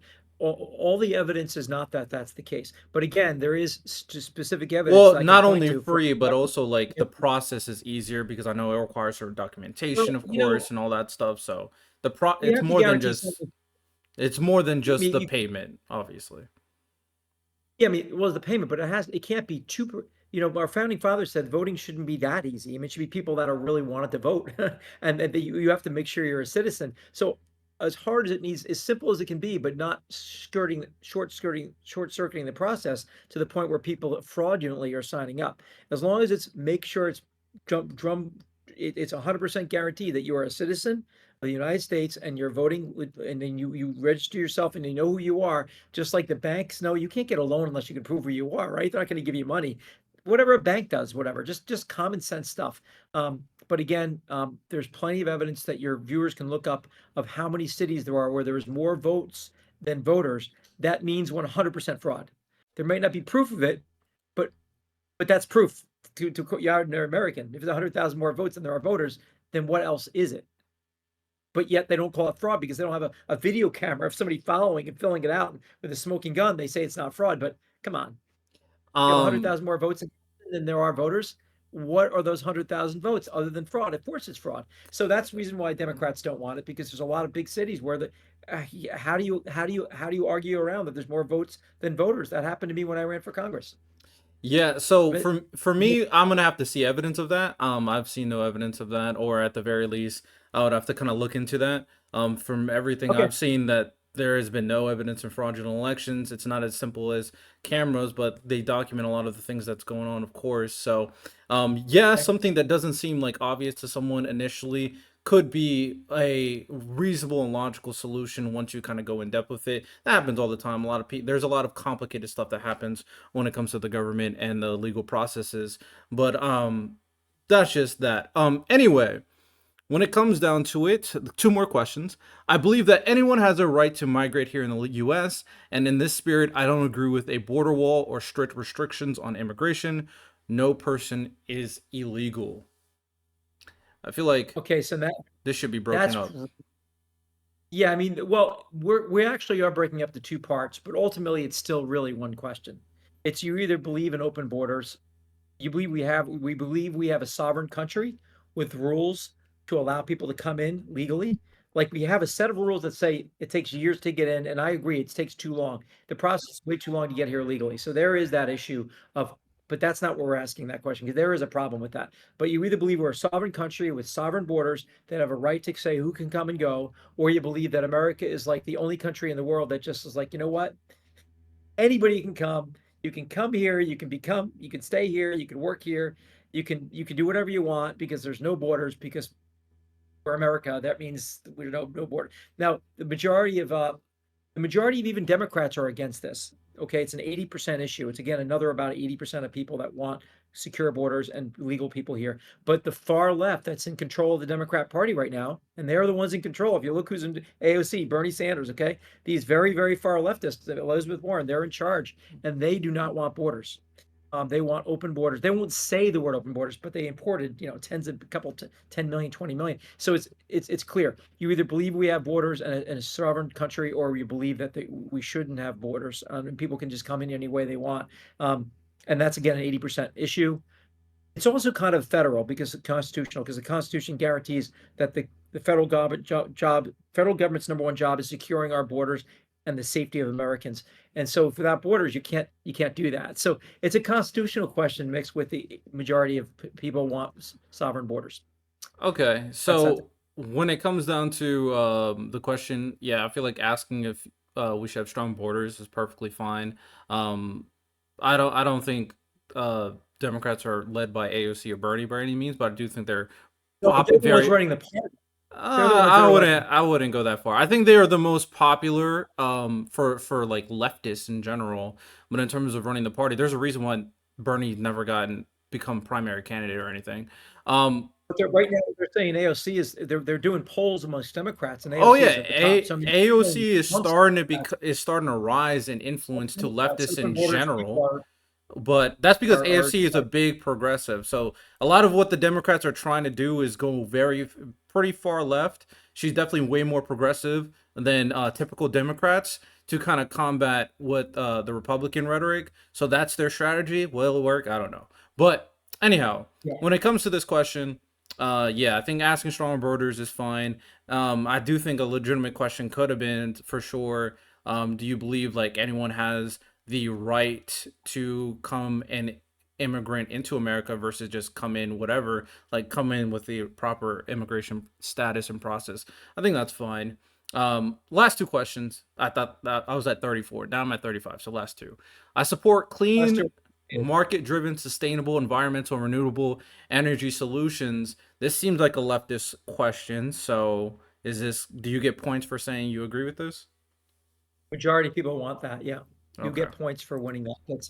Um, and there are people on the right that like they're so hell bent on oil, on gas, and like there's been a lot of the Green New Deal is, I believe, is very destructive, and a lot of people don't believe. They don't want to pay 3 times more for refrigerators and have all these rules, like these crazy rules, no gas stoves and all this stuff. Like, there's a lot of people that are against that, right? But that's not. This question is purely: do you believe in market driven? So it's not just crazy things that don't produce electricity or very inefficiently do it. Ones that like solar is pretty good, and people are for these things. And yeah, so the strong majority of Americans want that. But it's typically people on the further right that don't agree with that, and they lose the point. Okay. And last question. I believe in eliminating our reliance on fossil fuels, and I'm willing to see citizens pay more for energy, goods, and services, and to abandon American energy independence in favor of achieving ambitious global climate change goals. This has a very poignanted question, this one.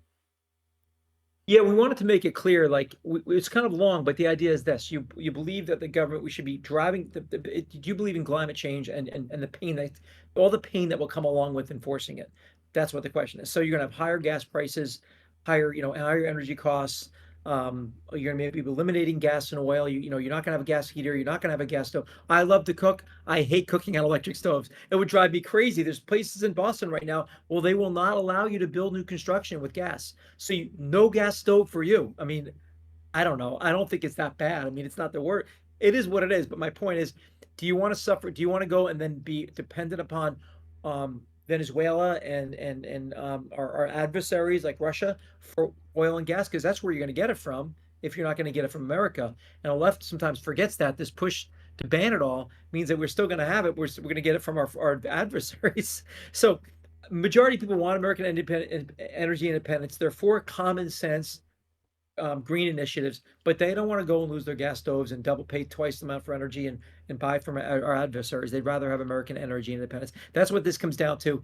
The politicians are very black and white in this. You know, just like the previous question, very few Republicans lose that question. Democrats usually lose this one because they're all for the Green New Deal and and they don't want they're 100% not for American energy independence in the sense that they're going to give that up for all of these global initiatives. So that's it. And the majority of people are not for this point. That's why you win the point if you're against this drive. This is the Green New Deal question effectively.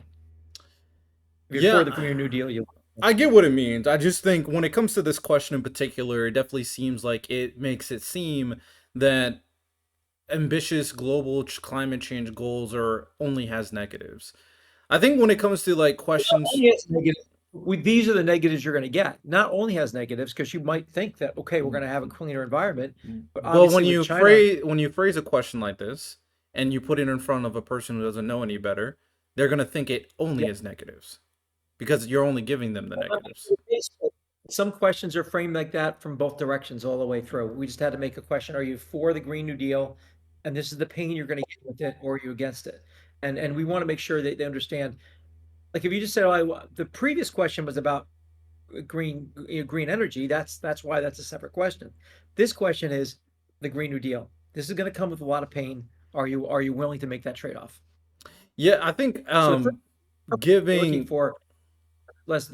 You know what I mean? The first question covers that about green energy. The second question is, are you for the Green New Deal and all the pain that will come with it? Because it does come with pain. There's no way around it. I mean, they ban gas cars and they ban gas stoves. That's yeah, part of it. there's pros People and have to cons understand to that. a lot of policies. I agree. I'm not a big climate change activist by any means. I do think we should not abandon the idea of climate change in its entirety. But ultimately, the only reason why I point this out is because I feel like you can get the same result by saying, I believe in a limit. I believe that we should eliminate our reliance on fossil fuels. The extra point was, seems to me, at the very least, trying to frame a person's mindset into a very particular way of thinking about Well, global climate change goals. we feel that the first question asked talked about reducing green energy reduces our fossil fuel consumption. But again, just like with people thinking Medicare for all sounds great, well, we want to make sure they know that when they support Medicare for all, they're supporting the end of market-driven free, private health insurance. And that's when people say, no, no, no, no, I don't want it now. The same thing with green. It sounds great, Green New Deal, green, green, green. It sounds wonderful, but this is the price. You're not going to have a gas car. You're not going to have a gas stove. You're not going to have gas heating. Price is going to go way up for all these things, and we're not going to have American energy independence. That's the pain you're going to have, and the politicians don't like talking about that. So we're going to keep that in there because we want to make sure people know when they support this stuff, this is what they're supporting. Otherwise, there just sounds like, oh yeah, like green energy, yeah, that's great. Well, no, this is what you pay. This is the price you pay for it. Just like, yeah, we're going to pay for all college programs. Okay, we're going to pay for it all. No, it's $1 trillion. That means it's probably going to cost the average American something like $5,000 or $10,000 a year out of their whatever it is, some thousands of dollars in taxes to pay for it. So, are you willing to pay that? Because that's what it would be. It's not free. So So that's why yeah, we want to put that's these. fine.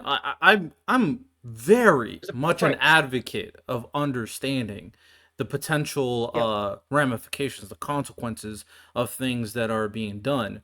But I feel like you have to get both sides. yeah, You have to yeah. Well, that's why understandably the first question understand is the first. The the first first question. question was very I know. general. I think general questions are perfectly fine. It's like, oh, you just come up with your opinion. But once it's pointed by giving the consequence, then you have to give consequences for both sides at that point, unless it's objectively understandable that it is against America's interests. For example, against freedom of speech. Like, there's no way around Yeah, that. We understand what that is. But all right, so those are all the questions. Um, so for me, from my point of view, after kind of going through it, I think we had a pretty good dialogue from everything. I do think some of the questions are a bit problematic. And then my thing is ultimately though is that I like the idea. I like the idea at any point to help voters understand what political candidate they are picking, under being more informed about political candidate. Platforms like that I'm a big fan of because most people don't have time to research candidates. At the very least, they can and they don't have time to really understand political issues in depthly, but to make things easier for them so that they're as informed as possible, golden. However, my biggest problem is that how you kind of score candidates. I have an issue with it because it seems very clear to me. All Republicans, pretty much as of right now, current Republicans and current Democrats, all Republicans got high scores, all Democrats got bad scores.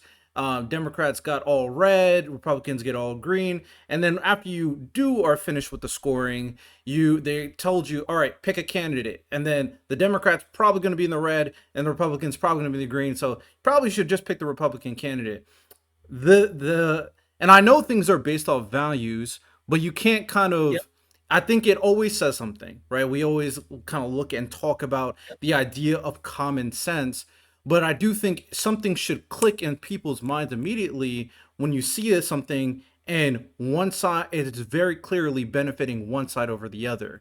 Unless we're in an outright dictatorship, then that should not be the case for a two-party system. Even though I have a lot of things that I do not like about MAGA right now, it would be who of me to say that every single Republican is bad. I actually, and to kind of articulate my point of view even further, I actually liked a little bit of some of the things that Nikki Haley were saying, some of the things where Bergen was saying coming up, some of the things, some very small things that RFK was saying.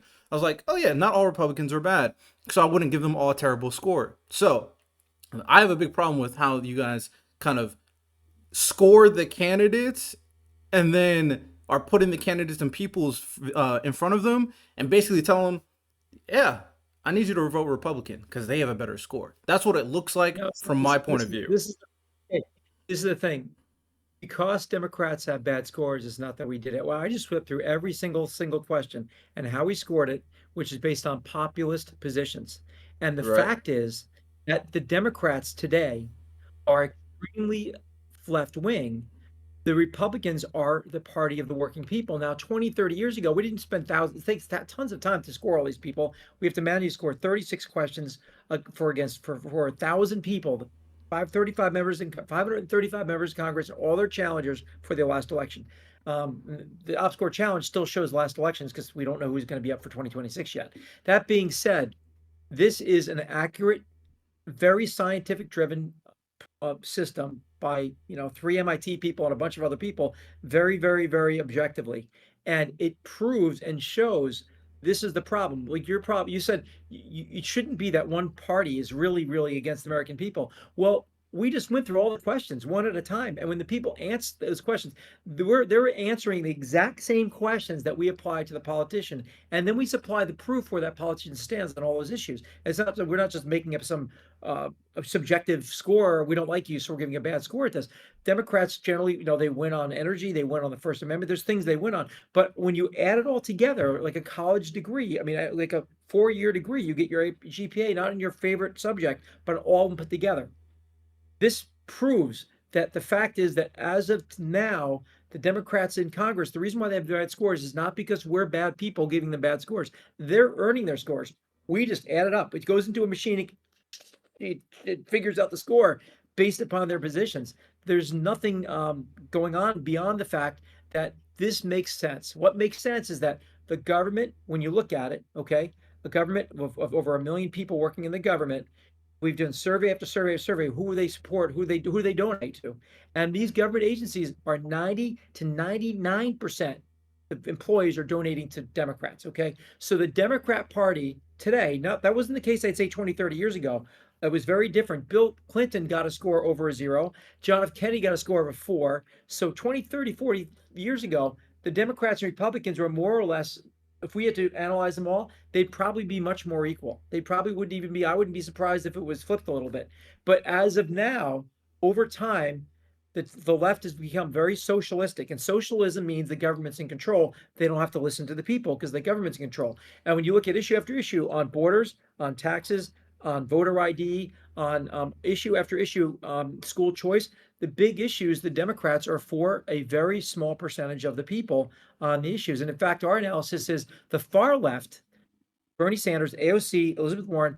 Actually, we looked them up. We did the analysis on their score, and only 1% of the country supports them. Because you think about it, how many people altogether say, I don't want open borders, I don't want school choice, and I want to have no electric stove, I mean, no gas stove, and all people don't want that, right? Your average common sense person. So the Republican Party of today is the common sense party in the sense that it's aligned with the people and the Constitution far, far, far, far, far more than the left. And the people on the left that try to combat it, like Nikki Haley, that was a Democrat, Is it Nikki Haley? Yeah, Nikki Nikki Haley's a Haley's a Democrat. Republican. No, who's the one that who's no, Tulsi Gabbard. Tulsi Gabbard was a Democrat. She went Yeah, against the Democrat. Democrat. Sure. So my point is Not she really. she was a common sense Democrat and she left. Joe Manchin was a Democrat in name, but he got a decent score. He left, but he got a decent score. He got a score compared to Republicans because he bucked the party and said, "I don't want to kill the filibuster. I don't want to have open borders." And then he retired, but he was a moderate. So the moderate Republican Democrats are being forced out of the party. And the people that are in charge are for a very small percentage, and we have statistical evidence to prove it. That's what the system does. So if there's issues we miss, like what issues did we miss? Like what issues really could the left put in there and say, oh, you ignored this fact? We have it all, like school choice, this and that. I don't know what other issues that are big that we're missing So that are in this. it's not about the issues you miss. It's about how you valued and characterized each issues and attributed them to specific candidates. Ultimately, when it comes down to something Based on like their voting records and their statements, and we can prove it. So it's not a matter of subjective. If someone said they're for the First Amendment, believe me, I already went through it. Republicans lost points on gun restrictions. They lost points on abortion often. They lost points on the green energy thing. Republicans did lose points on things. But when you add it all together, the map, and somebody it takes that test and they line it up. This is the point I'm going to make is that if you're on the left and you get a negative score, okay, you get a -3. You can still vote for that another -3. You might not like being labeled an anti-opportunity person because that's how we label you if you're against the people in the Constitution. But we did a survey in Wisconsin and we asked Democrats and Republicans that took the score, did you value the op score? And did you know 54 would it change how you vote? I believe the number is 54% of Democrats said yes versus 52% of Republicans. In other words, Democrats were just as appreciative of the exercise. And they could, okay, you call it a -3, whatever. I'll take a -3, but I'm going to vote for a -3. So as a Democrat, you can still use it to do that. but Okay. okay, but You can vote everything is about you can vote optics. Like I understand everything you're saying. The thing is, That's what everything is that's about what- optics. So people are very influenced on the minuscule things. We know that's why marketing is such a powerful tool, especially digital marketing nowadays, to influence people to do a lot of different things and being influenced by a Sure. lot of different things. Something as easy as a plus, something as easy as a green color, something as easy on how things are said can influence a person's minds very easily. So ultimately, when it Yes. comes down to it, and people who are looking at it, the when it comes to elections, this is a numbers game.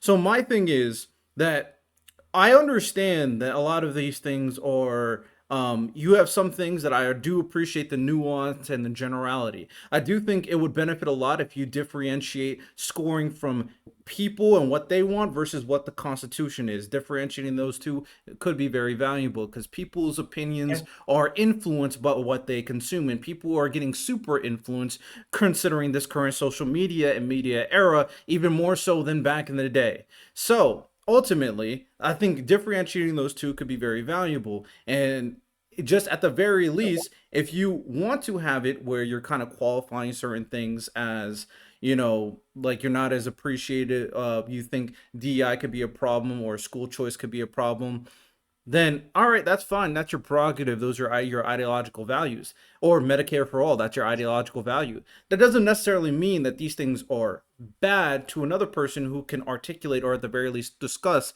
the topic what of choice in a way that shows the benefits it can have for American society for the people. yeah. So a lot of people have this framework when it comes down to politics and these political issues, Mhm. deeming them as good and bad. And most of it is very, very nuanced, barring certain constitutional principles that should never be alleviated. For example, freedom of speech. However, everything within in between are things that are at the very least misunderstood or at the very least impossible to maximize at a grand scale.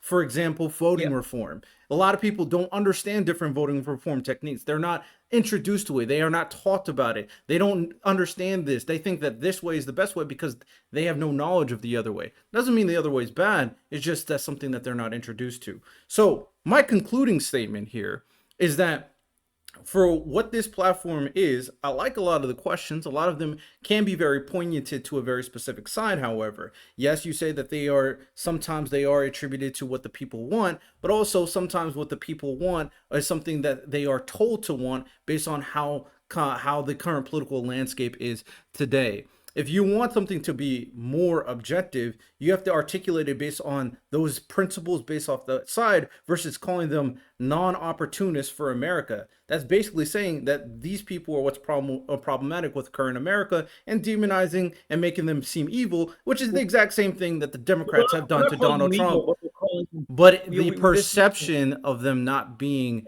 a pro opportunity and pro the people, as you said in the beginning, makes it seem like maybe evil's a strong word, but they are bad for Americans. That's the perception. yeah, well, they are bad for Americans. We want to make the point, as I said in the beginning, we are biased toward America, and their principles are. We went through all the questions, and all the. I don't think we missed anything. I'd be shocked if someone said, "Oh, wait a minute," out of left field. What about this big issue about toads in the desert in South Dakota or whatever? I'm Of being facetious. course, of Like we course. didn't miss anything big. We covered all the big bases, and we showed with very simple questions based upon tons of research, thousands of hours of work, and supported, by the way, virtually all of these things that we could either supported from the written word of the Constitution or polls that we cited in the op score. If you dig into it, we show the evidence and we show where we got there's actually, it shows what we got it from. So we used all the data we could, and we didn't have any predisposition. Let's go in there and put it all together. Because when I ran for Congress, almost 90% of the people I met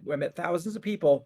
My competitor, my Democrat competitor, didn't talk to anybody. He did not engage in any conversation. It was COVID. I did. He didn't.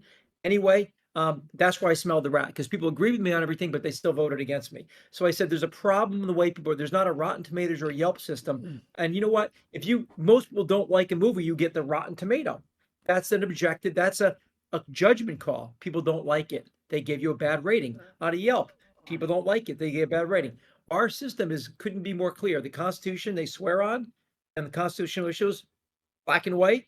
Otherwise, what do the majority of people want? And you might say, well, people are being misguided or no, no, no, no. I trust the average person's opinion over some kind of mental gymnastics. We ask them, do you support school choice or not? Then they can look at the people they're going to elect. They can go side by side and look at all the issues and decide who to vote for. When we add it all up, the Republicans do better because they're with the majority will of the people, and the Constitution provably on the majority of issues. Not all of them, and not every politician. On the left, they are against the majority will of the people, and often, not always, depending on the issue, against the Constitution on some issues, and against the will of the people on many issues. And if you're below a zero, that means the majority of the work you're doing is against those principles. And we want to call it anti-opportunity, because your job is to serve the will of the people and support the Constitution. That's why you get a negative score. And yes, we want to make sure people know you got that Rotten Tomato. And you know how they can fix it? Stop being an asshole. What they can do is say, wait a minute, 85% of people have voter ID. Screw Nancy Pelosi. I'm voting voter ID. Maybe on the right, Republicans say, I don't want gun control no matter what. Well, 90% of people want gun control. Screw your ideas, do what the will of the people say, and then and constitutional gun restrictions should be put in place. I'm Just finding right with today, the underlying principle of doing things they stop within the will of the inherently. people. Of course, They there's a lot of factors that play into creating a country Yeah. for the people. That's what America was built on. And obviously, there's factors that America should do better So, to make sure that they are informed as best as possible. That's fine and dandy. That's all cool and everything. But it's how you qualify the score, and are you properly assessing things that are going on to ensure that this information is being given to the people properly and efficiently. So the reason why I say yeah, this is because there's a lot of principles that have been talked about that we have been discussed that you believe, as from based off your kind of Republican yeah. values, is something that's like, oh yeah, this is for the people, whereas a Democrat would say, no, this is not for the people, this is actually Well, bad yeah, for the people, but right? we have data to prove it. We have data to prove it wrong. And by the way, I'm pro-life, and I lose the point on that. So it's not the John Paul Moran score; it's the will of the people score. And I'll say one more thing before we go: is there's plenty of rating systems out there, whereas ours is the only one based on these purely objective will of the people and constitutional values. Because CPAC, Conservative Political Action Committee, rates everybody, okay, based upon their position on conservatism. Okay, that's like whoever's judgment of what conservative is decides it. No one's going to listen to it because only conservatives will listen to it. Progressives have their own rating systems about how progressive somebody is. That's garbage because it's somebody's opinion. This is not someone's opinion. This is the fact and where they stand on the fact, for or against school choice, for or against First Amendment, for or against gay rights, for or against health, Medicare for all. It's black and white based on research, and the numbers are where the numbers fall. And where they fall is that Democrats today are pushing a radical ideology that only 15% support, according to our numbers. We didn't make that up. That's the numbers from the OpScore survey, and over 67% support what would be called MAGA principles. We didn't make that up. That's just where MAGA stands. That's where it is. The 20% in the middle fall 5-1. If they had to make the decision, they choose the Republican MAGA over the Democrat. That's today, 2025. It can change in 5 years. And 20 years ago, I think it was totally different. So that's what it is. That's how he rated, but it's not John Paul Moran's opinion. It's here's the data, here's the facts, you're the voter, you decide. If you don't like the evidence, go research it and say, I think that person's for borders, whatever. Okay, look it up.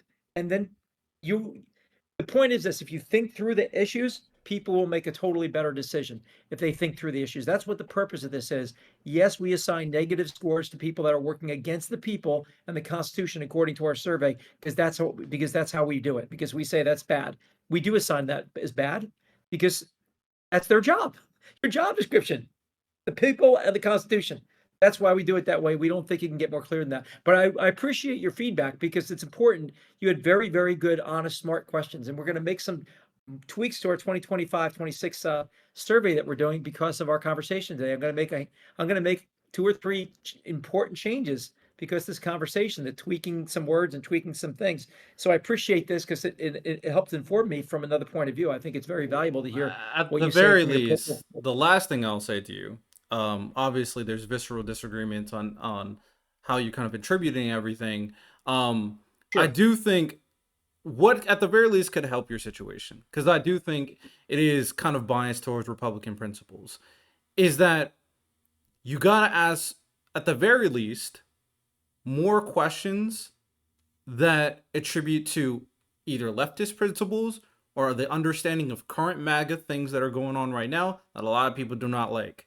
So you gotta ask if this is the case, then more questions need to be asked. You gotta ask questions about people and their thoughts about the tariffs that's going on right now. You gotta ask questions Oh, about. we do. I do have the tariff question. We actually adding a tariff question in there. All right, We're excellent. adding that for You gotta ask adding that in there. questions That wasn't about. a thing 2 years ago. Oh, good. You gotta ask questions In there. about Elon Musk creating Doge and how what people's thoughts about that is. You gotta ask questions about the deportations that are happening in America right now. So you gotta ask more questions on things that a lot of people have strong opinions about. That a lot of people don't Yep. like what MAGA is doing right now. If you're gonna ask a bunch of the questions like the DEI and the school choice, a lot of people don't like what the leftists are doing right now. That's how you ensure proper indication that these are truly the will of the people, because it can't just be the will of the people when it's Well, like, I hate what the leftists are doing, but everything MAG is again, doing is okay. we cover every issue that matters. Well, the big issues, and we use research, as I said, Pew Research and other Pew Research and others that have extremely high ratings for not being biased. We leverage that because that gives us backing, because that we say, look, this is the research we're using on this issue, and the evidence is. I'll just be before we go. This is one question you just mentioned. So this is one question we added. I believe that illegal immigrants, and in particular illegal immigrants who have committed violent crimes and/or drug or human trafficking offenses, should be detained and deported from the United States as soon as possible. That's the deportation question. That's a fine Exactly. question. I feel like another question that should be asked is, I believe that these illegal immigrants deserve due process before they are sent out the country. Well, yeah, that's another whole conversation, but that's Okay. well, if you've been in front of a court, you have had due process. So the guy they're talking about had due process. He was in front of courts multiple times. He had due process. It's And bullshit they didn't have due process. A due process is, we don't like the color of your skin, you have a tattoo, you're out of here, gone. That's no due process. due He's been process in in front of reference to multiple- the allegations being attributed to the individual.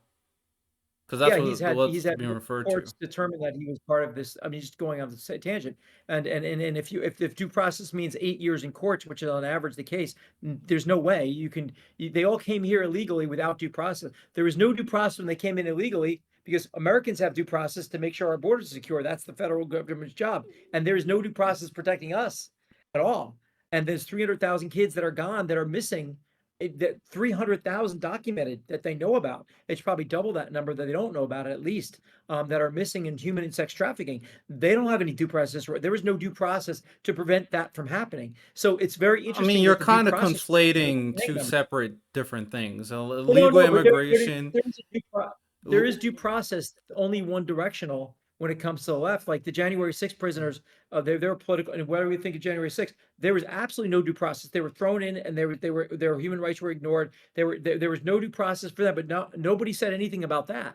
But yet, here's an MS-13 gang member. But the point is that there's reasons why politically that the left is going for that. So we did put in there that we believe. So if you believe that they should be removed quickly as fast as possible, that's again about 80% of Americans believe when it comes to criminals, illegals, that they should be removed right away, and that Trump has got a huge If backing for they're that. criminals, for sure. But again, like I said, You need due you process. gotta provide the opportunity for them to You understand need due the other point process. of view as well. Because if there's a situation where this person, there is no evidence of gang affiliation, there is no evidence that he's done any of these wrongful actions that he's being accused of, or at the very least, there's no substantial evidence or anything that can be confirmed, then I mean, these are just allegations. And I know a lot Yeah, of people on the right hate allegations. I hate allegations too. Allegations without any proper well, procedure or confirmed evidence but is problematic.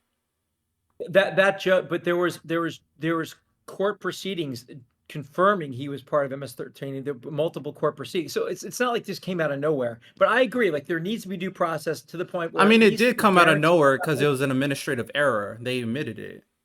No, no, initially, that's what they said initially, but then after they found out that there was a lot more evidence. There was a very gray area in that. That's one case we're talking about. My point is, yes, there needs to be due process. Everybody would agree with that, but it can't be like, okay, you're in the courts for 16 years. That's what the left wants. They want these things turned up in court so they not deport people are not deportable. And I'm sorry, if you're guaranteed not an American citizen, it's very quickly they can determine if you're an American citizen or not. It's very easy to do that. And then you don't belong here, you came here illegally. It's very easy for them to determine that. They don't that due process is needed to make sure you are here illegally before you're removed. Absolutely. You can't just grab somebody off the street and throw them out of the country. But as long as that standard is being held, I agree. Due process for that, but not like some kind of thing that has to be like a murder trial without a shadow of doubt and all kinds of billions Right. of I dollars. mean, you're speaking on the nuance, Come on, and you gotta be common sense. we spoke about the nuance plenty. So when it comes to phrasing these questions, something simple Yep. as someone Well, should something like due have due process rights. process is a simple question that Every people would American understand. Like, Yeah, maybe something about due process rights that that makes sense for people that aren't citizens. It's a little bit gray area for non-citizens. It's not of course, 100% the same that we a have as lot of Americans. politics is very great. The reason why I'm providing this nuance is important because ultimately, like I said, I've adamantly criticized a lot from the left and the right, but you gotta always understand that there's two parts to the story. And if we keep on this kind of rhetoric where we're constantly saying that all these agendas that only one side is doing and not really looking at the reality of the situation, then we're no better than the side that we're criticizing. So, Well, remember, I put several things where the left won points and the right lost them. It's just that when you aggregate them together, the left has very few things that they're in the side of the populist opinion on, and the right has a lot.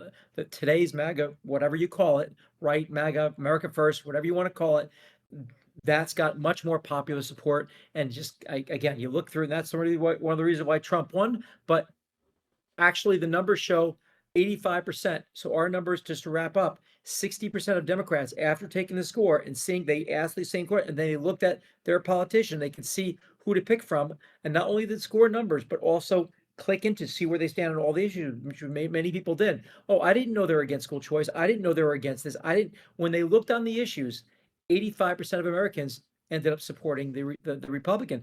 I guarantee that wasn't the case 10 years ago. I don't know what the numbers were because we don't looking from 10 years in the past because there's no reason to. But of the politicians we course. did this, John F. Kennedy and Bill Clinton and others did way better on their scores, and they were the leaders of their party. So Yeah, I I would mean, argue that the the America has changed. left, Um, the left has left the people. The left has America, left the people. I disagree with that. America has changed, of course. A lot has happened, Yep. and the era of influencing voters through social media and connecting with people has changed a lot of people's point of view and minds and Yep. understanding of how things are going. That's fine, but to attribute their understanding of things based off being influenced based off very kind of simplistic rhetoric and narratives that are being talked about consistently, it's no different from the sports talk that people do all the time where they talk about LeBron James or Michael Jordan all the time. It's They literally don't go through 36 questions. it's No, the same principle. I think it well, just would be more effective so these voters are informed if they understand issues in relation to the candidates and those candidates and what they understand and what they support versus calling these people anti-opportunity and saying that they are they're bad getting for the both. American people. They're getting okay. So they're getting both. All of the things you talked about, all these complex questions. It takes a few minutes to do. It's in depth. They do it. They understand where they stand, and then yes, we assess if you're against the will of the people, the Constitution. Those you get dinged for. Yes, because think about it. If we're a democracy, what the hell is somebody that in a democracy getting elected for if they only have 15% support in the issues? That seems like a violation. Like, it feels like a rape of our democracy for people to get elected that provably stand against the American people on the majority of issues. There's something wrong with that. That's why we invented this thing. So you're right in the sense we want to call them out, but we want those people in the Democrat Party or whatever party, Green Party, Spaghetti and Meatball Party, I don't care what party you call it, move to line up with the people. And if you have a high score, we don't care your party. Right now, today, the MAGA people get better scores because they are aligned. But that could change. That could change in 5 years. What if Trump is in power and then what if? Listen, I don't trust either party be in power 100%. It'll become. I guarantee both. They would go to the wrong side. So we do assess a value of positive value of opportunity if you support the people. Hmm. Interesting. Um. All right. Well, that is all we got for that. He disappeared. I don't know where he went. Um. But ultimately, John Paul Moran came on. We talked about his platform. I mean, he reached out to me to talk about. I went on his platform. I looked at it. I gave my personal thoughts. I just want to be very clear for people who are listening to this podcast episode.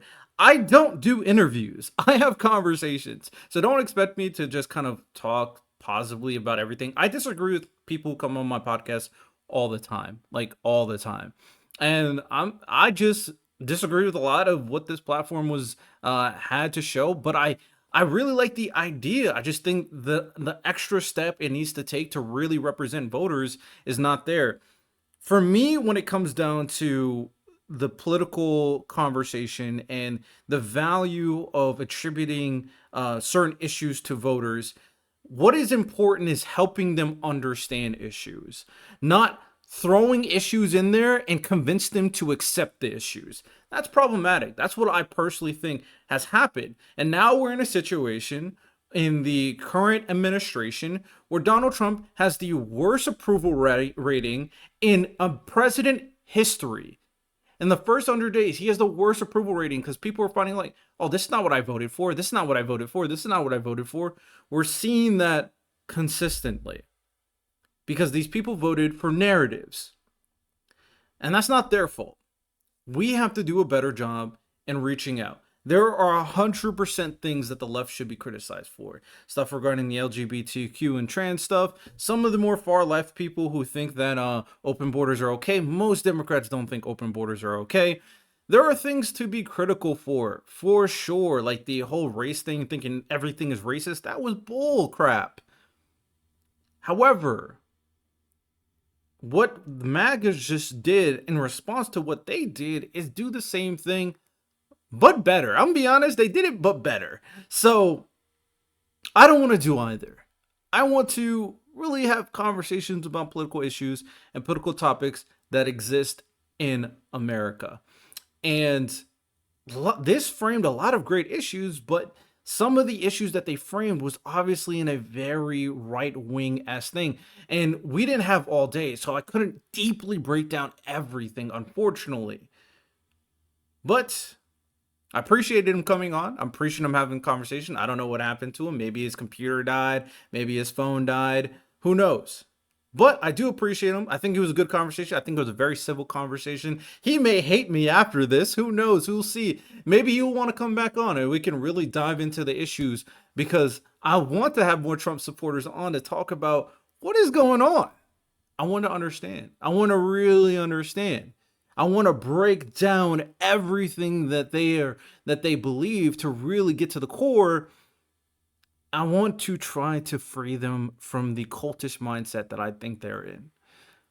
Or at the very least, I want to call a lot of things they're doing dumb. Who knows? With that said, hope you guys enjoyed today's podcast episode. If you guys enjoyed, make sure you guys rate the podcast 5 stars, share with your friends and family. You have a good one. Take care and peace.